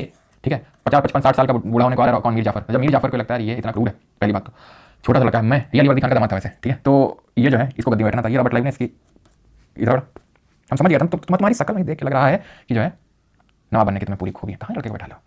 ठीक है, तो ये जब सुना मीर जाफर ने तो उसको कुछ ये फीलिंग आई। ठीक है, और मीर जाफर क्या गया, मीर जाफर गया क्लाइव की गोद में बैठ गया। गोद में बैठे तो मतलब है कि भाई वो मतलब उसके साथ मिल गया पूरा एकदम इमेजिन कर लेना। ठीक है, कि होमो तो नहीं है ऐसा कुछ नहीं। ठीक है, तो ऐसा क्लाइव का सॉरी जाफर कहना था कि भाई योग्यता कोई पहचान नहीं, बोला क्लाइव ने मैं तुम्हारी योग्यता को पहचानता हूँ। ठीक है, बस मेरा साथ दो, तुम इसको हटाने में तुमको नवाब बनाता हूँ। ठीक है, क्या होता है इट इज लाइक की, ठीक है, सिराजुद्दौला अपनी पूरी आर्मी के साथ ये पूरी आर्मी के साथ, ये बैटल 1 साल बाद होती है कालकोठी घटना से 1 साल बाद 23 जून 1757 को। ठीक है, ये क्लाइव है। ठीक है, क्लाइव अपनी कुछ फोर्सेस को लेकर है। ठीक है, कुछ फोर्सेस को लेकर इसकी तुम तगड़ी फोर्स। सिराजुद्दौला भी लाइक आओ बेटा, क्लाइव भी लाइक हाँ पूरी फोर्स इधर चली गई। सिराजुद्दौला भी लाइक अरे साला चूना लगा दिया, पूरी फोर्स पूरी आर्मी जाफर लेके, मतलब समझो, सोचो, इमेजिन करो लड़ने के लिए खड़े हैं। ठीक है, जैसे मूवीज में होता है, खड़े हैं मीर जाफर पूरी लेकर क्लाइव लाइक क्या भैया क्या चल रहा है, तो बढ़िया भागना शुरू किया। मीर जाफर लड़के दौड़ा लिया इनको, हाथ में चप्पल लेके पकड़ गया, वहीं मार डाला गया सिराजुद्दौला को। किसको बैठाया गया? जाफर को बिठाया गया। ठीक है, Sirajuddaula was killed for by Mir Madan लड़का मीर जाफर का। Mir Jafar was made the new puppet nawab of Bengal, then Mughal empire. उस टाइम पे मुगल शासक ये था, क्यों ये इसका कुछ इन्वॉल्वमेंट नहीं भाई, कोई नहीं था। क्वेश्चन पूछ लेता है कि उसने मुगल शासक कौन थे, पढ़ना पड़ता है, बाकी इसका इसमें कोई इन्वॉल्वमेंट नहीं था आलमगीर सेकंड का, ये चीज आपको ध्यान रखना है। ठीक है, सब्सिक्वेंटली मीर कासिम जो कि सन इन लॉ था दामाद, अभी होता क्या समझो, होता है कि जब मीर जाफर जो बिठाते तो मीर जाफर को बात समझ में आ जाती है, क्योंकि मीर जाफर से बोला जाता है कि सुनो यार मीर जाफर, क्लाइव इतना शातिर आदमी था। ठीक है, नवाब बनाया, देखो सुनो मीर जाफर तुमको नवाब बनाया लेकिन बड़ा नुकसान हुआ, तो वॉर इंडेमिनिटी के तौर पे 2 करोड़ 10 लाख तक पहुंचा देना। क्यों? क्योंकि भाई हम तुमको नवाब बनवाए, खर्चा हो गया भाई, खर्चा हो गया, तो 2 करोड़ 10 लाख भिजवा देना। क्लाइव ने लिए, क्लाइव अपनी झोली में बहुत रखता था, बहुत करप्ट आदमी था वो। ठीक है, बहुत इतना मतलब लोग गरीब बन के गया था ब्रिटेन से, और जब लौटा कितना अमीर हुआ कि भाई वहाँ की मेंबर ऑफ पार्लियामेंट की सीट खरीद ली, और किसी ने उसके खिलाफ विरोध किया उसको भी खरीद लिया, इतना अमीर हो गया था क्लाइव। तो खैर, तो क्लाइव ने मीर जाफर से वॉर इंडेमिनिटी के तौर पे 2 करोड़ 10 लाख मांगे, खाली हो गई इनकी राजकोष, पूरा सब कुछ। धीरे धीरे उसको समझ में आ गया कि भारी मिस्टेक हो गया है। जब भारी मिस्टेक हो गया है तो मीर जाफर ने क्या किया, फ्रांसीसी जो इनके एकदम कट्टर राइवल थे इनको अटैक कर लिया, इनको बुला लिया। अब तुमको पता होना चाहिए कि 1757 की बात हो रही, 1757 की बात हो रही है, 1760 में फ्रांसीसी आ रहे हैं बैटल ऑफ वॉन्डिवॉश में। यानी अभी भी ऐसा नहीं है फ्रांसीसी हार गए और ट्रीटी ऑफ पेरिस हो गई है तो ये लोग लिमिट हो ना ना ना ना, फ्रांसीसी भी आ गए, ठीक है, सॉरी फ्रांसीसी बोला, सॉरी फ्रांसीसी नहीं, यहाँ पे मेनली तो डच आए थे, ठीक है, मेनली तो डच को बुलाया था, नॉट फ्रांसीसी, डच को यहाँ पे बुलाया गया था। बहुत आराम से हरा दिया ब्रिटिशर्स ने। एंड क्लाइव भी लाइक, अबे इधर आओ, ए जाफर, कहा तुमको मैं नवाब बनाए थे और तुम डच को बुला के हमको मरवा रहे थे क्यों? तो जाफर भी लाइक कि भारी मिस्टेक हो गया सर, अब ऐसे नहीं होगा, अब ऐसे नहीं होगा, ये घंटा मारेगा ना, एक रैप्टा पड़ेगा ना, आगे का डायलॉग अभिजीत से पूछ लेना, ठीक है। तो इन लोगों ने क्या करते हैं, कासिम को बनाते हैं, किसको, मीर कासिम, लड़के इधर आओ, तुमने वो काबिलियत दिख रही मेरे को, ये दामन था जाफर का, तुमने वो काबिलियत मुझे पहले दिन से दिख रही थी, जब मैंने देखा था, मेरी नजर पड़ी थी, बोला तभी से मुझे ऐसा लगा था ये लड़का फिट है पूरी तरीके से, आज मौका आ गया बैठो जाके, ठीक है। कासिम को जब बिठाया तो कासिम को तो पता था कि भाई ऐसा टैलेंट तो मेरे कुछ है नहीं, ठीक है, जैसे चला रहे हैं अपने उसकी वजह से, तो काफी डर गया, खौफ में इसने क्या मुर्शिदाबाद से मुंगेर को कैपिटल शिफ्ट कर लिया, ठीक है। ये मुर्शिदाबाद में बैठेंगे रोज दिमाग खराब करके रखेंगे, ये कर दो वो कर दो ये कर दो वो, इससे अच्छा आराम से शांति का जीवन काटेंगे वो मुंगेर में, ठीक है, ठीक है। तो मुंगेर में गया ये, जब मुंगेर में गया तो पता चला इन लोगों को, ठीक है, किसको, ब्रिटिशर्स को, कि ये भी कुछ तो रणनीति टाइप रच रहा है, ठीक है, कुछ तो जो है ठीक ना चल रहा है। और इसने क्या किया, दस्तक वस्तक खत्म करके, पता है इसने क्या किया, इसने सोचा कि 40% लोगों पे टैक्स लगता है, ये ब्रिटिशर 0% भरते हैं, तो क्यों ना अब इन पे बढ़ाएंगे तो दिमाग खराब करेंगे, क्यों ना इसको भी 0% कर दें, तो बात वही हो जाएगी बाकी लोगों के लिए भी। इससे ब्रिटिशर चले गए, क्योंकि तुमको अपना पकड़ के तौर पर बैठा क्या क्या रहता फैला रहे हो तुम, ठीक है। तो ब्रिटिशर्स ने इस पर जो है कायदे का वो किया, ठीक है, इस पर चढ़ाई कर इसको भी हटा दिया, इसको भी हटा दिया, ठीक है, इसलिए कोई था लड़का उसको बैठा दिया, डजंट मैटर, इंपॉर्टेंट नहीं है। ये भागता भागता कहाँ गया, ये भागता भागता गया अवध में। कौन था यहाँ पे, यहाँ का कौन था नवाब शुजाउद्दौला। और पता है यहाँ पे पहले से शरण लेके बैठे थे मुगल, जिनका नाम था शाह आलम II। वो क्यों बैठे थे, अगेन वहाँ पे तुमको पता है नोबल्स कितने पावरफुल हो गए थे, याद करो सैयद ब्रदर्स वगैरह सब। तो वहाँ पे नाम जैसे कि मादुल मुल्क था, एक नोबल था, उसके पीछे पड़ा हुआ था, तो भाग के मुगल यहाँ आ गया शाह आलम II इसकी शरण में, इसकी शुजाउद्दौला में। यहाँ से मुर्शिदाबाद मुंगेर बाद में कैपिटल शिफ्ट कर ली थी मीर कासिम ने, तो मीर कासिम भी यहाँ पे जाके बैठा।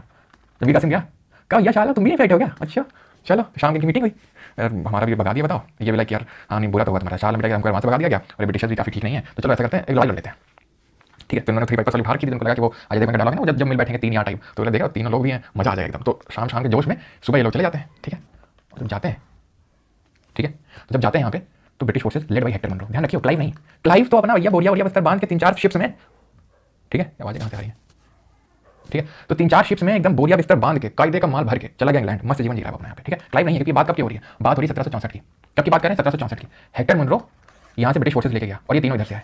अब तुम समझो, तुमको लग रहा होगा क्या बात है, एक तरफ ये मुगल शासक है, एक तरफ अवध का शासक है, एक तरफ बंगाल का शासक है, फिर तो मतलब दबा के युद्ध चला होगा, जब भले जो भी रहा युद्ध, अरे कुछ नहीं, तुम खुद देखो शुजाउद्दौला, उसको छोड़ दो तुम, शाह आलम तो खुद भाग के बैठे हैं यहाँ पे, इनके पास क्या पावर, मीर कासिम क्या पावर है इनके पास, क्या पावर क्या इनके पास, कुछ समझो। इससे पहले का जो था इनका ससुर वो खुद पपेट था, ये खुद पपेट थे, भाग के बैठे थे, इनके पास क्या पावर, कुछ नहीं। शुजाउद्दौला के पास बहुत थी। जब और हुआ मीर कासिम को तो भगा दिया लोग, मीर कासिम तो भाग गया, कहाँ गया आज तक पता ही नहीं चला उसका, बोलते हैं भीख मांगने लगा, एक झोपड़ी में किसी की तो लाश मिली, बाद में तो मीर कासिम पाएगा, लेकिन हमारे मतलब नहीं है। इन दोनों को भी कायदे में ले लिया, ठीक है, इन दोनों को भी पकड़ लिया, कौन, Britishers led by Hector Munro. बुलाया इनको इलाहाबाद फोर्ट में, अब भैया क्या बड़ी चौड़ में आवाज कर सुना है, हाँ इनको लेकर जरा कैंची बनाते हैं इनकी, ठीक है। तो इलाहाबाद फोर्ट में इनको बुलाया, इलाहाबाद फोर्ट किसने बनाया था बताना, इलाहाबाद फोर्ट में दोनों को बुलाया, पहले इसको बुलाया शुजाउद्दौला को, ठीक है। शुजाउद्दौला से बोले शुजाउद्दौला बेटा ये जो इलाहाबाद और कारा है ना, कारा इलाहाबाद के पास में पड़ता है, ये तो मुगल को दे दो। अब पता है तुम रुको, यहीं रुको तुम यहाँ पे एक चीज़ देखो, नहीं लिखा ना, बताता हूँ, ये ट्रीटी क्लाइव ने साइन करी थी, क्लाइव है ये क्लाइव है सर, अभी तो बोले क्लाइव चला गया था, मनोरीड कर रहा था, ये क्या हुआ, क्लाइव फिर से कहाँ से आ गया, क्योंकि आप तो देखो यहाँ रॉबर्ट क्लाइव है, ठीक है, Robert Clive battle of Buxar था, बक्सर यूपी बिहार के बॉर्डर में पड़ता है, तो वहाँ पे बैटल हुई थी, इसलिए बैटल ऑफ बक्सर बोलते हैं 1764 में, जहाँ पे combine forces of Shujauddaula, Shah Alam और मीर कासिम को हराता है कौन, Britisher led by Hector Munro, not Robert Clive जा चुका।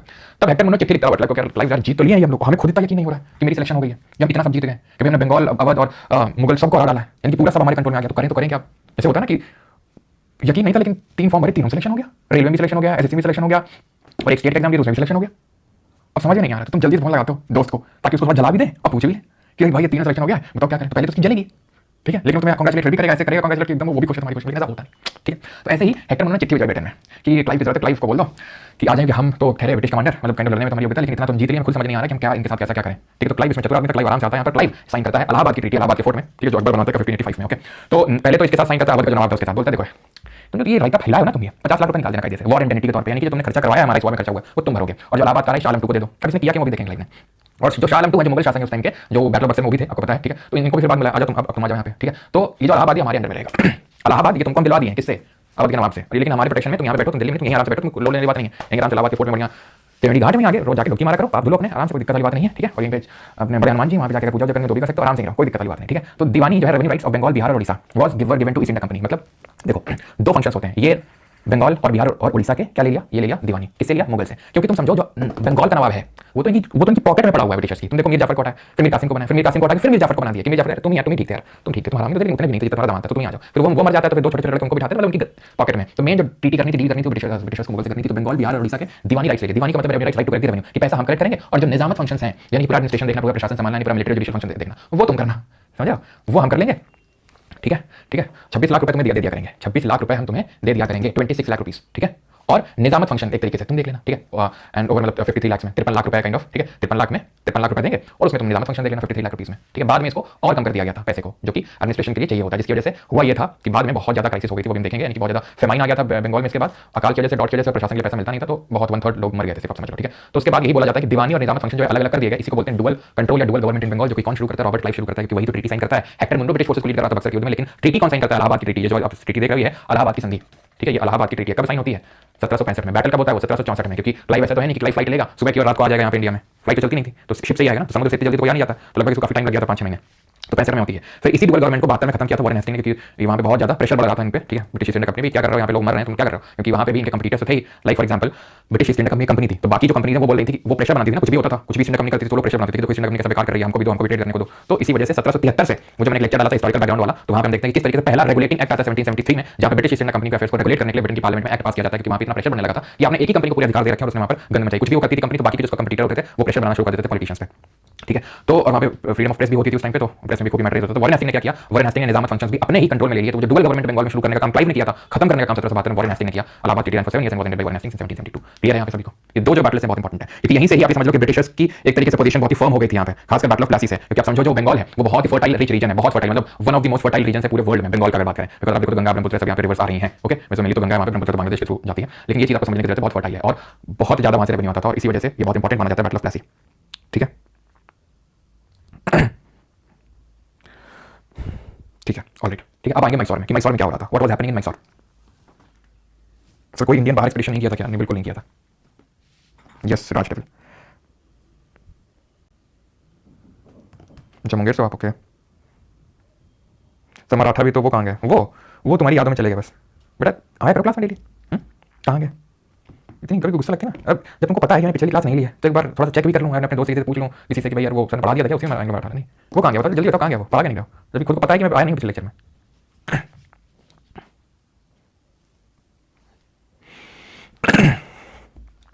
चलो, तो मैसूर में क्या चल रहा था? मैसूर में वोडियार डायनेस्टी का रूल चल रहा था। यहाँ पे मैसूर है, वोडियार डायनेस्टी या फिर वाडियार डायनेस्टी भी बोलते हैं। ये विजयनगर जब एम्पायर, विजयनगर जो हम पढ़ रहे थे यहाँ पे ना कृष्णा रिवर के नीचे, तो विजयनगर जब एम्पायर बैटल ऑफ तालीकोटा के बाद खत्म हो गया एक तरीके से, ठीक है, आपको पता है 1565 में 1565 में बैटल ऑफ तालीकोटा, फिर बैटल ऑफ शशि बन्नी हट्टी हुआ था आपका, विजयनगर एम्पायर खत्म हो गया था। कौन रूलर था इस टाइम पे जब बैटल ऑफ तालीकोटा हुआ था विजयनगर का?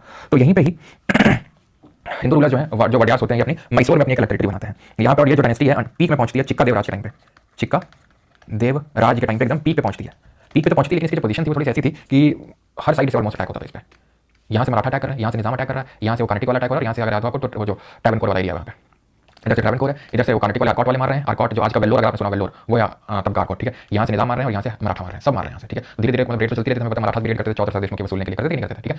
तो इसी वाडियार डायनेस्टी में एक मिलिट्री कमांडर हुआ बहुत ही एबल, हैदर अली, वो एक सोल्जर था वाडियार डायनेस्टी में, और ये बहुत ही एबल था, मतलब जब भी अटैक होते थे सक्सेसफुली इनको प्रिवेंट कर लेता था। तो धीरे धीरे हैदर अली रोज टू पावर, और धीरे धीरे वाडियार डायनेस्टी की जगह हैदर अली वाडियार डायनेस्टी के अंदर ही एक सोल्जर था, तो उसने इनको रिप्लेस करके वाडियार्स को और खुद का एम्पायर यहाँ पे स्टैब्लिश कर लिया मैसूर में, ठीक। जब यहाँ पे एम्पायर उसने स्टैब्लिश किया तो ब्रिटिशर्स के लिए खतरा बढ़ने लगा, हैदर अली को भी समझ में आने लगा था कि आज इन्होंने, ठीक है, अगर आप देखो तो हम ये बात करेंगे कब की, लगभग 1760 की, और 1760 में बैटल ऑफ वांडीवाश हो चुका है, सब कुछ इनके हाथ में आ चुका है, ठीक है। बैटल ऑफ प्लासी 1757 में हो चुका है, बंगाल हाथ में आ चुका है, 1764 बक्सर युद्ध हो चुका है, वो भी सब कुछ हाथ में आ चुका है। तो इसको समझ में आ गया था हैदर अली को कि भैया ये बड़े खतरनाक लोग हैं, कौन? ब्रिटिशर्स, जो खतरनाक लोग हैं जिनसे फाइट करना पड़ेगा। तो यहाँ पे होता है क्या, यहाँ पे होता है फर्स्ट एंग्लो मैसूर वॉर। तो हैदर अली एलिमिनेट करना चाहता है ईस्ट इंडिया कंपनी का जो पूरा इन्फ्लुएंस है साउथ इंडिया से उसको, इसके लिए वो अपनी टेरिटरी एक्सपांड करने के लिए क्या करता है, वो इनसे लड़ाई लड़ता है। लेकिन होता क्या है यहाँ पे कि जो ईस्ट इंडिया कंपनी है वो मराठाओं को अपने साथ ले आती है अपने टीम में, और अपनी टीम में जो हैदराबाद का निजाम उसको तो कराना ही पड़ता है, क्योंकि आफ्टर दी जो आपका ये बैटल ऑफ वांडीवाश हुआ उसके बाद, तो ठीक है। तो और एक साइड में था आपके मैसूर, यानी कि मैसूर का मतलब ये है आपका, एक साइड में था आपके हैदर अली, लेकिन हैदर अली जीत गए। क्यों जीत गए? क्योंकि उन्होंने इनको अलग कर दिया, ईस्ट इंडिया कंपनी को पता ही नहीं चला, अलग पहले इनको अलग किया, और ठीक है अलग किया, और जो ब्रिटिशर्स की कैपिटल थी साउथ इंडिया में मद्रास, वहाँ पे अटैक किया। भाई इनको पता ही नहीं चला, ब्रिटिशर्स के लिए वो हमला अचानक हुआ था, कहाँ पे? मद्रास में, ठीक है। तो हमला जो इन लोगों के लिए अचानक हुआ था, जब हमला अचानक हुआ तो ये हार गए, मद्रास इनके जब वहाँ से चला गया, तो अब इन लोगों को समझ में आ गया कि भाई ट्रीटी साइन कर लेते हैं, उसी में भलाई है, ट्रीटी ऑफ मद्रास साइन हुई, और पूरी तरीके से ये हैदर अली जीत गया। और यहाँ पे एक ट्रीटी में बहुत इंपॉर्टेंट प्रोविजन था, दैट वाज कि अगर कभी भी जरूरत पड़ेगी किसको, मतलब कि अगर कभी भी मराठा या निजाम अटैक करेंगे, खासकर मराठा अगर कभी अटैक करेंगे मैसूर पे, तो ब्रिटिश ईस्ट इंडिया कंपनी उसके हेल्प के लिए आएगी। हुआ क्या, 1772 में मराठाओं ने रेड मारी, अटैक किया, ईस्ट इंडिया कंपनी से उसने हेल्प मांगी, हैदर अली ने, तो आए नहीं, बहुत चिल गया हैदर अली चीज़ से कि भाई तो ट्रीटी का प्रोविजन था, और इन्होंने किया उस चिट्ठी पे फाड़ फेंक दिया, जा यार, इतने मतलब ये समझ सकते हो ब्रिटिशर्स, ठीक है। इनकी कोई ट्रीटी वायलेशन कर दे तो तुरंत उस पर अटैक, ठीक है। और इनको समझ में आ गया था कि ये जो हैदर अली है इसके पावर को राइज नहीं होने देना है, क्योंकि अगर ये कंट्रोल करना है तो इसको हटाना है, और मराठाओं ने अगर अटैक किया तो करने दो। इसीलिए अब सेकंड एंग्लो मैसूर वॉर होता है। मेन क्या कॉज ऑफ रीजन है सेकंड एंग्लो मैसूर वॉर का? क्या है मेन कॉज ऑफ रीजन?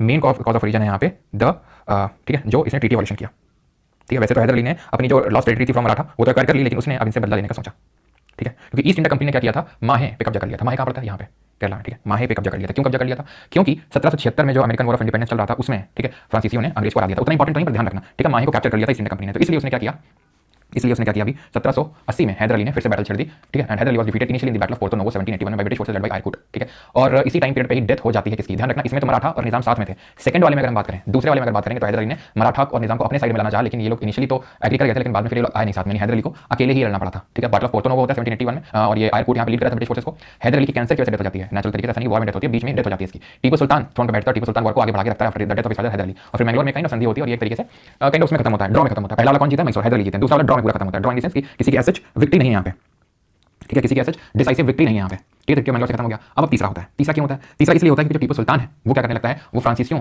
के पास आने लगता है ज़्यादा, ठीक है, फ्रेंच के पास ज़्यादा थोड़ा सा आने लगता है, उससे नजदीक बढ़ने लगता है, और धीरे धीरे अपनी वो सब करके जो टीपू सुल्तान है अपनी पावर का क्रिएट करके फिर से अटैक करता है ब्रिटिशर्स पे, लेकिन इस पे हार जाता है टीपू सुल्तान बुरी तरीके से, और यहाँ पे ट्रीटी ऑफ सेरिंगपट्टनम साइन होती है, सेरिंगपट्टनम की संधि साइन होती है, third Mysore war led to defeat of Tipu Sultan, और हैवी फाइन्स इस पे इंपोज किए जाते हैं। 3 करोड़ का फाइन लगाया जाता है कि 3 करोड़ तुम्हें वॉर इंडेमिनिटी के तौर पे भरने हैं, क्योंकि 3 करोड़ तो तुम भर पाओगे नहीं, ठीक है, तो इसलिए हम तुम्हारे 2 लड़कों को हॉस्टेज बना के ले जा रहे हैं। तो इसके 2 लड़कों को हॉस्टेज के तौर पे ये लोग यहाँ पे बना के ले जाते हैं अपने साथ। कौन? ब्रिटिशर्स, कि भाई जब तक तुम पैसा हमें नहीं दोगे तब तक हम लड़के रिलीज नहीं करेंगे। लड़कों को तो छुड़वा लिया टीपू सुल्तान ने, ठीक है, पैसे देके 3 करोड़ भर के, लेकिन उसके अंदर जो है ज्वाला भड़क रही थी। इस टाइम पे था कौन? कॉर्नवालिस था, ध्यान रखना, कॉर्नवालिस था इस टाइम पे जो ब्रिटिश गवर्नर जनरल था, लेकिन ज्वाला तो भड़क ही रही थी किसके दिलों में? टीपू सुल्तान। तो टीपू सुल्तान ने यहाँ तक कि नेपोलियन को इनवाइट कर दिया, जो कि एक फ्रांसीसी था। नेपोलियन आई थिंक सभी लोगों ने नाम सुना होगा, नेपोलियन का बहुत ही एक एबल मिलिट्री कमांडर था, तो उसको बार-बार उसने इनविटेशन भेजा, इनफैक्ट और भी अरब्स को और सबको इनविटेशन भेजा कि आके मिलके इनको ईस्ट इंडिया कंपनी को यहाँ पे हराते हैं। इनफैक्ट इसने यहाँ पे एक जैकोबिन्स क्लब की स्थापना कर दी, जो कि जैकोबिन्स क्लब क्या है, तो एक तरीके से फ्रेंच रेवोल्यूशन हुआ था, तो फ्रेंच रेवोल्यूशन जो हुआ था वो जैकोबिन्स क्लब जब बना था तो उसी ने किया था एक तरीके से, जैकोबिन्स क्लब, ठीक है, और साथ ही साथ एक ट्री ऑफ लिबर्टी भी बनाया, अगर आपको याद हो तो लिबर्टी, इक्वालिटी, फ्रेटर्निटी कॉन्सेप्ट हमने प्रीएम्बल में कहां से लिया? फ्रेंच रेवोल्यूशन से ही तो लिया है। तो ट्री ऑफ लिबर्टी भी टीपू सुल्तान ने यहाँ पर अपनी कैपिटल सेरिंगपट्टनम में बनाने का काम किया। ये सब देख के ब्रिटिशर्स को समझ में आ गया था कि हमने अटैक नहीं किया तो ये ज्यादा दिक्कत कर देगा टीपू सुल्तान, और टीपू पे फिर लोग अटैक करते हैं 1798 में, और टीपू को यहाँ पे मार डाला जाता है। वो स्किल्ड इन द बैटल 1798 से लेके 1 साल तक चलता है 1919, ऑब्वियसली बात है कोई ट्रीटी होगी नहीं क्योंकि रूलर को ही लोगों ने मार डाला है यहाँ पे, ठीक है। तो फिर क्या होगा, यहाँ पे ये लोग क्या करते हैं एक्चुअल में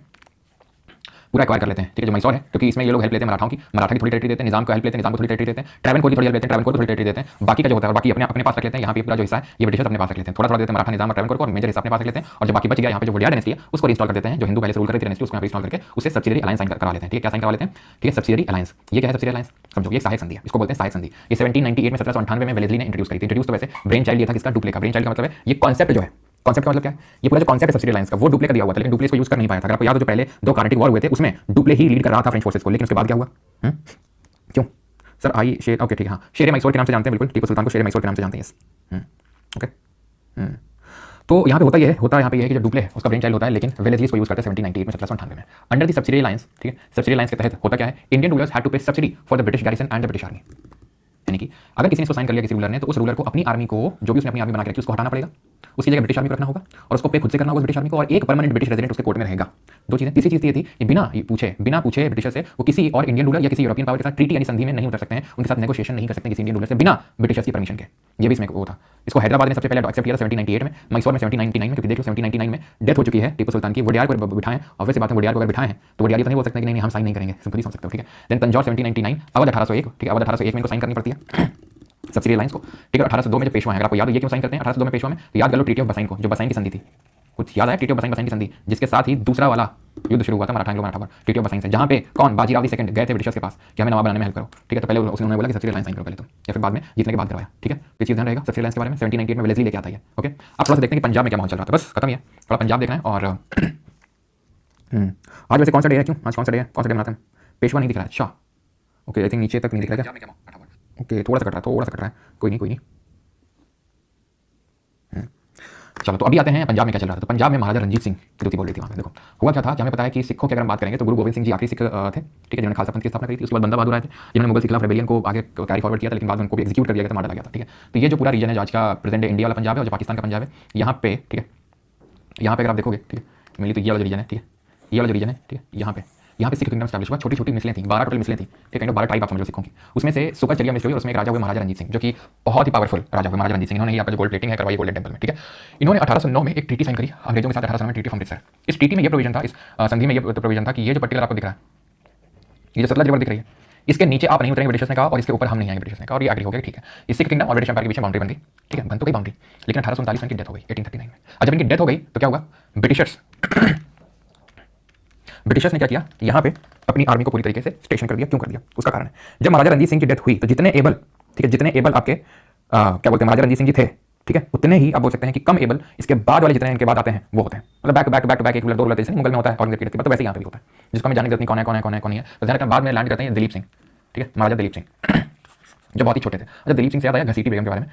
अभी कभी पूछ ले घसीटी बेगम कौन था, तो ध्यान रखना जो नवाब सिराजुद्दौला देख रहे थे ना, तो सिराजुद्दौला की आंटी थी, ठीक है, बैटल ऑफ प्लासी जो हुई थी, ये मीर जाफर ने धोखा दे दिया था मिलकर ब्रिटिशर्स के साथ, साथ ही साथ जो घसीटी बेगम थी, ठीक है, घसीटी बेगम जो सिराजुद्दौला की आंटी थी वो भी ब्रिटिशर्स के साथ फिर मीर जाफर के साथ मिली हुई थी, ठीक है, ये आपको ध्यान रखना है, घसीटी बेगम, ठीक है, तो थोड़ा ध्यान रखना। तो खैर, तो यहाँ पे जो दिलीप सिंह है वो यहाँ पर बहुत ही छोटी उम्र के थे और यहाँ पे इन्होंने क्या किया, जो ब्रिटिशर्स हैं मेनली तो इस टाइम पे फर्स्ट एंग्लो सिख, मतलब ये जो मैं टाइम की बात कर रहा हूँ इस टाइम पे हार्डिंग था, यहाँ पे जब लोगों ने ब्रिटिश फोर्सेस को स्टेशन कर दिया तो इनको लगा दैट इज सिख एम्पायर को लगा कि लगता है अब यहाँ पे ये लोग अटैक करने के मूड में है, ठीक है, लेकिन तो वो कर रहे थे, कहीं पर इंसाइट कर रहे थे, ठीक है, और कि भाई ये बस ट्रीटी का वायलेशन करें और हमें कारण मिल जाए, क्यों, क्योंकि इनको पता था यहाँ वॉर ऑफ सेसेशन चल रहा है और यहाँ पे कोई अभी एबल है नहीं इस तरीके का, तो ये सही मौका है यहाँ पे सिखों को अपने अंडर में लाने का। और यहाँ पे जब ये लोग क्रॉस कर दिए सतलज ट्रीटी को, सिख जो सोल्जर्स थे इनको मिल गया बहाना, और यहाँ पे होता है पहला एंग्लो सिख वॉर। एंग्लो का मतलब होता है अंग्रेज, 1845 से 46 के बीच में आपका ये वॉर होता है और ये एंड होता है, खत्म होता है ट्रीटी ऑफ लाहौर से, ठीक है, ट्रीटी ऑफ लाहौर से खत्म होता है और लाहौर को यहाँ पे कैपिटल बनाया जाता है, ठीक है। और ये ट्रीटी ऑफ लाहौर तो होती है 1846 में, 1846 में ट्रीटी ऑफ भैरोवाल भी होती है महाराजा दिलीप सिंह के साथ, ठीक है, एंड ब्रिटिशर्स के साथ। पता है जो कोहिनूर के बारे में अगर आपको याद हो, हम लोगों ने पढ़ा था कोहिनूर जो डायमंड है, जो यहाँ पे मिली तो वारंगल से ना, जो ककातियाज हमको सबसे पहले मिला था, फिर मुगलों के पास गया तो शाहजहां के पीकॉक में लगा हुआ था, 1739 में नादिर शाह लूट के ले गया,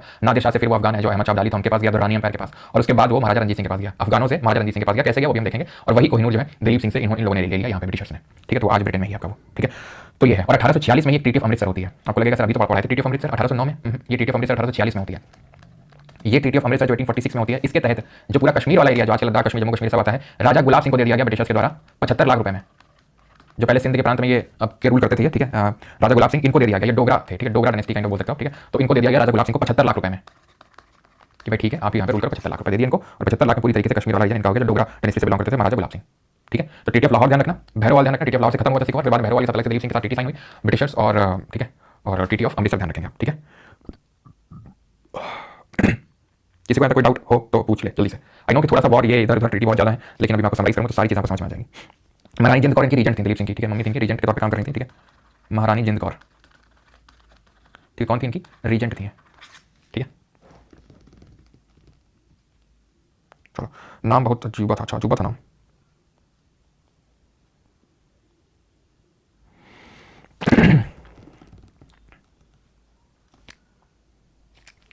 चलो अब बढ़ते हैं आगे, सेकंड एंग्लो सिख वॉर क्यों होती है। तो पहला तो समझ में आ गया कि ट्रीटी ऑफ जो अमृतसर हुई थी 1809 वाली, जहाँ पे सतलज रिवर बाउंड्री बनाया गया था, उसका एक तरीके से वायलेशन हुआ था। जो दूसरा वाला हुआ था ना आपका, दूसरा वो इसलिए हुआ था क्योंकि जो ह्यूमिलेटिंग ट्रीटी साइन करनी पड़ी थी सिखों को, तो उनको समझ में आ गया था हमको यूनिटी रखनी पड़ेगी और अगर मैसे रहेंगे तो फिर ये ब्रिटिशर्स इस चीज़ का फायदा उठाएंगे। तो यहाँ पे ह्यूमिलेटिंग जो टर्म साइन किया गया था लास्ट ट्रीटी में, उससे मुल्तान के गवर्नर थे जिनका नाम था मूलराज, क्या नाम था मूलराज, जो एक सिख थे, वो चिढ़ गए और उन्होंने 2 ईस्ट इंडिया कंपनी यानी ब्रिटिश ऑफिसर को मर्डर कर दिया, रिवोल्ट कर दिया कि आओ लड़ लो हमसे, ठीक है, ऐसे तो नहीं चल पाएगा। और अपराइजिंग हुई मुल्तान में, यहाँ पर फिर से ब्रिटिश फोर्सेस जाती हैं लेड बाय हुम, डलहौजी, और इस बार फिर से लोग हरा देते हैं, ठीक है। बैटल ऑफ आलीवाल हुआ था 1846 में, जो इसी का ही पार्ट था, किसका पार्ट था battle of Aliwal, battle of Aliwal was the part of the second Anglo Sikh war. और यहीं पे महाराजा दिलीप सिंह को पकड़ के इनको ब्रिटेन भेज दिया गया था कि आप ब्रिटेन में आराम से रहो, अपनी मस्त लाइफ एंजॉय करो, और इन्होंने अपना पूरा जीवन, ठीक है, महाराजा दिलीप सिंह ने क्वीन के साथ बिताया, क्वीन बड़े इनको बताते हैं अच्छे तरीके से रखती थी इनको, महाराजा दिलीप सिंह को उनकी लाइफ काफी अच्छी भी थी, तो बहुत 10-11 साल के थे, ठीक है, 10-11 साल के थे, जब ये थ्रोन पे बैठे थे तो लगभग 6 साल की उम्र थी, अब वही 10-11 साल उम्र होगी इनकी, ठीक है, तो खत्म हो जाता है बस।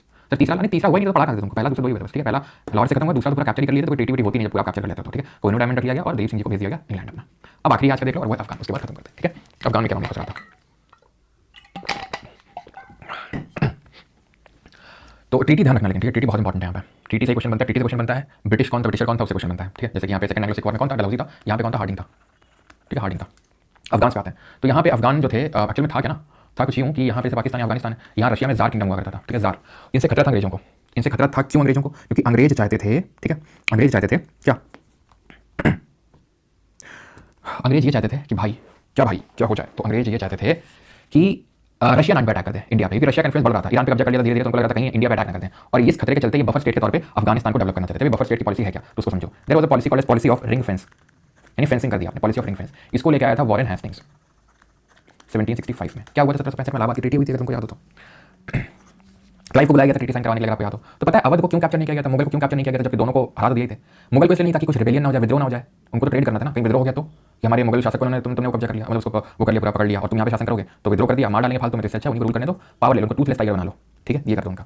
और ये जो आप देख पा रहे हैं अवध, इसको बफर स्टेट के तौर पे उन्होंने बनाया, क्यों, क्योंकि मराठा जो है कभी भी अटैक कर सकते हैं बंगाल में, तो बंगाल में यहाँ पे सीधे अटैक नहीं हो सकता क्योंकि पूरा प्लाटू रीजन है, बड़ा हिली रीजन है, ठीक है, फॉरेस्ट रीजन है, ठीक है, तो ये यहाँ से अटैक करेंगे, तो अवध को बफर स्टेट बना लो कि अगर यहाँ पर अटैक होगा बंगाल में सबसे पहले अवध को झेलना पड़ेगा, तब तक हमें प्रिपेयर हो जाएंगे और थोड़ा बहुत रोक लेगा। तो उसी तरीके से पॉलिसी ऑफ रिंग फेंस के तरह से बफर स्टेट के तौर पे डेवलप करना चाहते थे अफगानिस्तान को from the attack of the Russia, ताकि रशिया अटैक ना कर पाए, इसलिए इसको बफर स्टेट के तौर पे डेवलप करना चाहते थे, ठीक है, बफर स्टेट के तौर पे। तो यहाँ पे इसको लगा ऑकलैंड हुआ करता था उस टाइम पे, तो ऑकलैंड को, ठीक है, एक सेकंड, ऑकलैंड हुआ करता था, तो ऑकलैंड को लगा कि इससे पहले कि ये लोग अटैक करें, ठीक है, रशिया हमें अफगान पे अटैक करके उसको कब्जे में ले लेते हैं अपने अंडर में, ठीक है। तो इसको बोलते हैं पॉलिसी ऑफ फॉरवर्ड या फिर फॉरवर्ड पॉलिसी, ठीक है, फॉरवर्ड अटैक या फिर फॉरवर्ड पॉलिसी। तुमसे पूछेगा फॉरवर्ड पॉलिसी कौन लेके आया, कोई बोलोगे ऑकलैंड लेके आया। अफगान वॉर हुआ, क्या हुआ, अब तुम ध्यान समझना, 39 में होता है क्या है, 1838 में 1838 में एक ट्राईपार्टाइट ट्रीटी साइन होती है, त्रिपक्षीय संधि होती है, इसको बोलते हैं ट्राईपार्टाइट ट्रीटी। किसके बीच में होती है, अंग्रेज है तो ईस्ट इंडिया कंपनी, महाराजा रंजीत सिंह, क्या बात कर रहे हैं, वो तो चले गए थे तो ना, 39 में डेथ हुई थी उनकी, बात हो रही है 38 की, ठीक। और शाह सूजा, अभी शाह सूजा कौन है, अफगान किंगडम में शाह सूजा बैठा हुआ था, उसको हटा के दोस्त मोहम्मद बैठ गया, तो शाह सूजा भाग के गया रंजीत सिंह के पास, और वहीं पे कोहिनूर जो हीरा लेके गया रंजीत सिंह के पास, रंजीत सिंह ने कोहिनूर हीरा ले लिया, बोला कि बैठो बेटा आराम से, सही समय आएगा तब देखेंगे तुमको, ठीक है। 3 साल हो गए, सूजा को लगा यार कुछ तो नहीं है, तो भाग के आ गया ईस्ट इंडिया कंपनी के पास गया कि भैया तुम्हें नवाब बना दो, मैं अफगान तुम्हें बिठा दो, तुमको हेल्प करेंगे। तो ब्रिटिशर्स ने क्या किया, उसको बिठा के रखा और बोला कि सही मौके का वेट करो, सही मौके का वेट करेंगे और फिर तुम इंस्टॉल करेंगे। और ऑकलैंड को अब वो सही मौका समझ में आ गया, अब इसको इंस्टॉल करते हैं। ट्रीटी में ये हुआ था कि शाह सूजा को गद्दी में बिठाएंगे अफगान की, शाह सूजा सिंध में कोई फालतू में चू चपाट नहीं करेगा, क्योंकि रंजीत सिंह सिंध पे कब्जा किए थे। ये तो 1846 की बात है, जब गुलाब सिंह को दिया गया था, डोगरा के जो डायनेस्टी के रूलर हैं। अभी तक तो रंजीत सिंह के हाथ में सिंध वाला जो क्षेत्र है, तो ये कुछ नहीं चू चपाट करेगा सिंध वाले रीजन में, ठीक है। और पेशावर तक का इलाका रंजीत सिंह का होगा, ठीक है, जो कि अभी भी है, कोई तुम वहाँ भी चू चपाट नहीं करोगे। ईस्ट इंडिया कंपनी का क्या है कि तुम भाई बफर स्टेट के तौर पर ऐड करोगे, ठीक है। तो 39 में ऑकलैंड को लगा अब यही सही मौका है। जैसे आज जो है अगर आप देखो तो शेख हसीना को इंडिया ने बिठा रखा है कि नहीं बिठा रखा है, पकड़ के शरण दे रखी है कि नहीं दे रखी, क्यों दे रखी, सही मौके के इंतजार के लिए। जिस दिन सही मौका आएगा उस दिन इंस्टॉल किया जाएगा, फिर समझ रहे हो तुम, ठीक है। तो बहुत पहले से चला आ रहा है। तो ऑकलैंड को लगा अब यही सही मौका है, जस्ट, ठीक है। और उसने क्या किया, अब शूजा को इंस्टॉल कर दिया। कैसे इंस्टॉल किया, तो यहाँ पर अफगान जो एम्पायर है वहाँ पर अपनी फोर्सेस को भेजा, कांदाहार, देन गजनी, देन पूरा काबुल में जो है, काबुल तक, ठीक है, कांदाहार, गजनी, देन पूरा काबुल तक इन्होंने कैप्चर कर लिया और काबुल में बिठा दिया। कैसे बिठा दिया, इतनी आसानी से बिठा दिया। एक्चुअल में हुआ क्या कि यहाँ की जो ट्राइब थी ना, जो भी लड़ने आ रही थी, उनको पैसे दे दिया, उनको पैसे वैसे दे के खरीद लिया, अपने साइड ही कर लिया, और काबुल में शाह सूजा को बिठा दिया। दोस्त मोहम्मद आर्मी रेस किया, और आर्मी रेस करके कुछ टाइम बाद इसको यहाँ से उखाड़ फेंक दिया। और जब उखाड़ फेंक दिया, जैसे कि आज शेख हसीना को उखाड़ फेंक दिया, शेख हसीना को उखाड़ फेंक दिया। और शेख हसीना को कैसे उखाड़ फेंका, अगर आपने देखा हो मोहम्मद यूनिस ने, वहाँ के लोग वहाँ के इतना ज़्यादा भड़क गए थे कि लोगों ने तक वहाँ पे जाके, मतलब अगर थोड़ी देर रुक जाती शेख हसीना तो पता नहीं क्या ही कर देते उनके, मतलब इतनी नीचता की हरकत करी कि कपड़े, और तुमने क्या ही मैं बताऊँ, ठीक है, तुम लोगों ने भी देखे होंगे वो पिक्चर्स, है ना, उनके जो कपड़े हैं वो तक, अब खैर, है ना। तो ये हालत हुई थी वहाँ पे। तो इसी तरीके से, ठीक है, इनको यहाँ से भगा दिया गया शाह सूजा को। अब तो वो तो होते नहीं थे कि विमान आएगा और विमान से उड़ा के ले जाएगा इनको। तो ब्रिटिश फोर्सेस जब यहाँ से जा रही थी, वापस रिट्रीट कर रही थी, तो ये हालत थी कि उन सारी ट्राइब जो मिली थी इनसे पहले पैसे देके, वैसे ऐसा मारा इनको, लगभग कहीं 5,000 तो कहीं 10,000 तो कहीं 20,000 बोला जाता है, जितने भी थे एटलीस्ट 5,000 तो थे ही, ठीक है, जो यहाँ पे ब्रिटिशर्स बैठे हुए थे शाह सूजा के साथ। एक वापस लौट के आया था, सिर्फ एक लौट के वापस आ पाया था।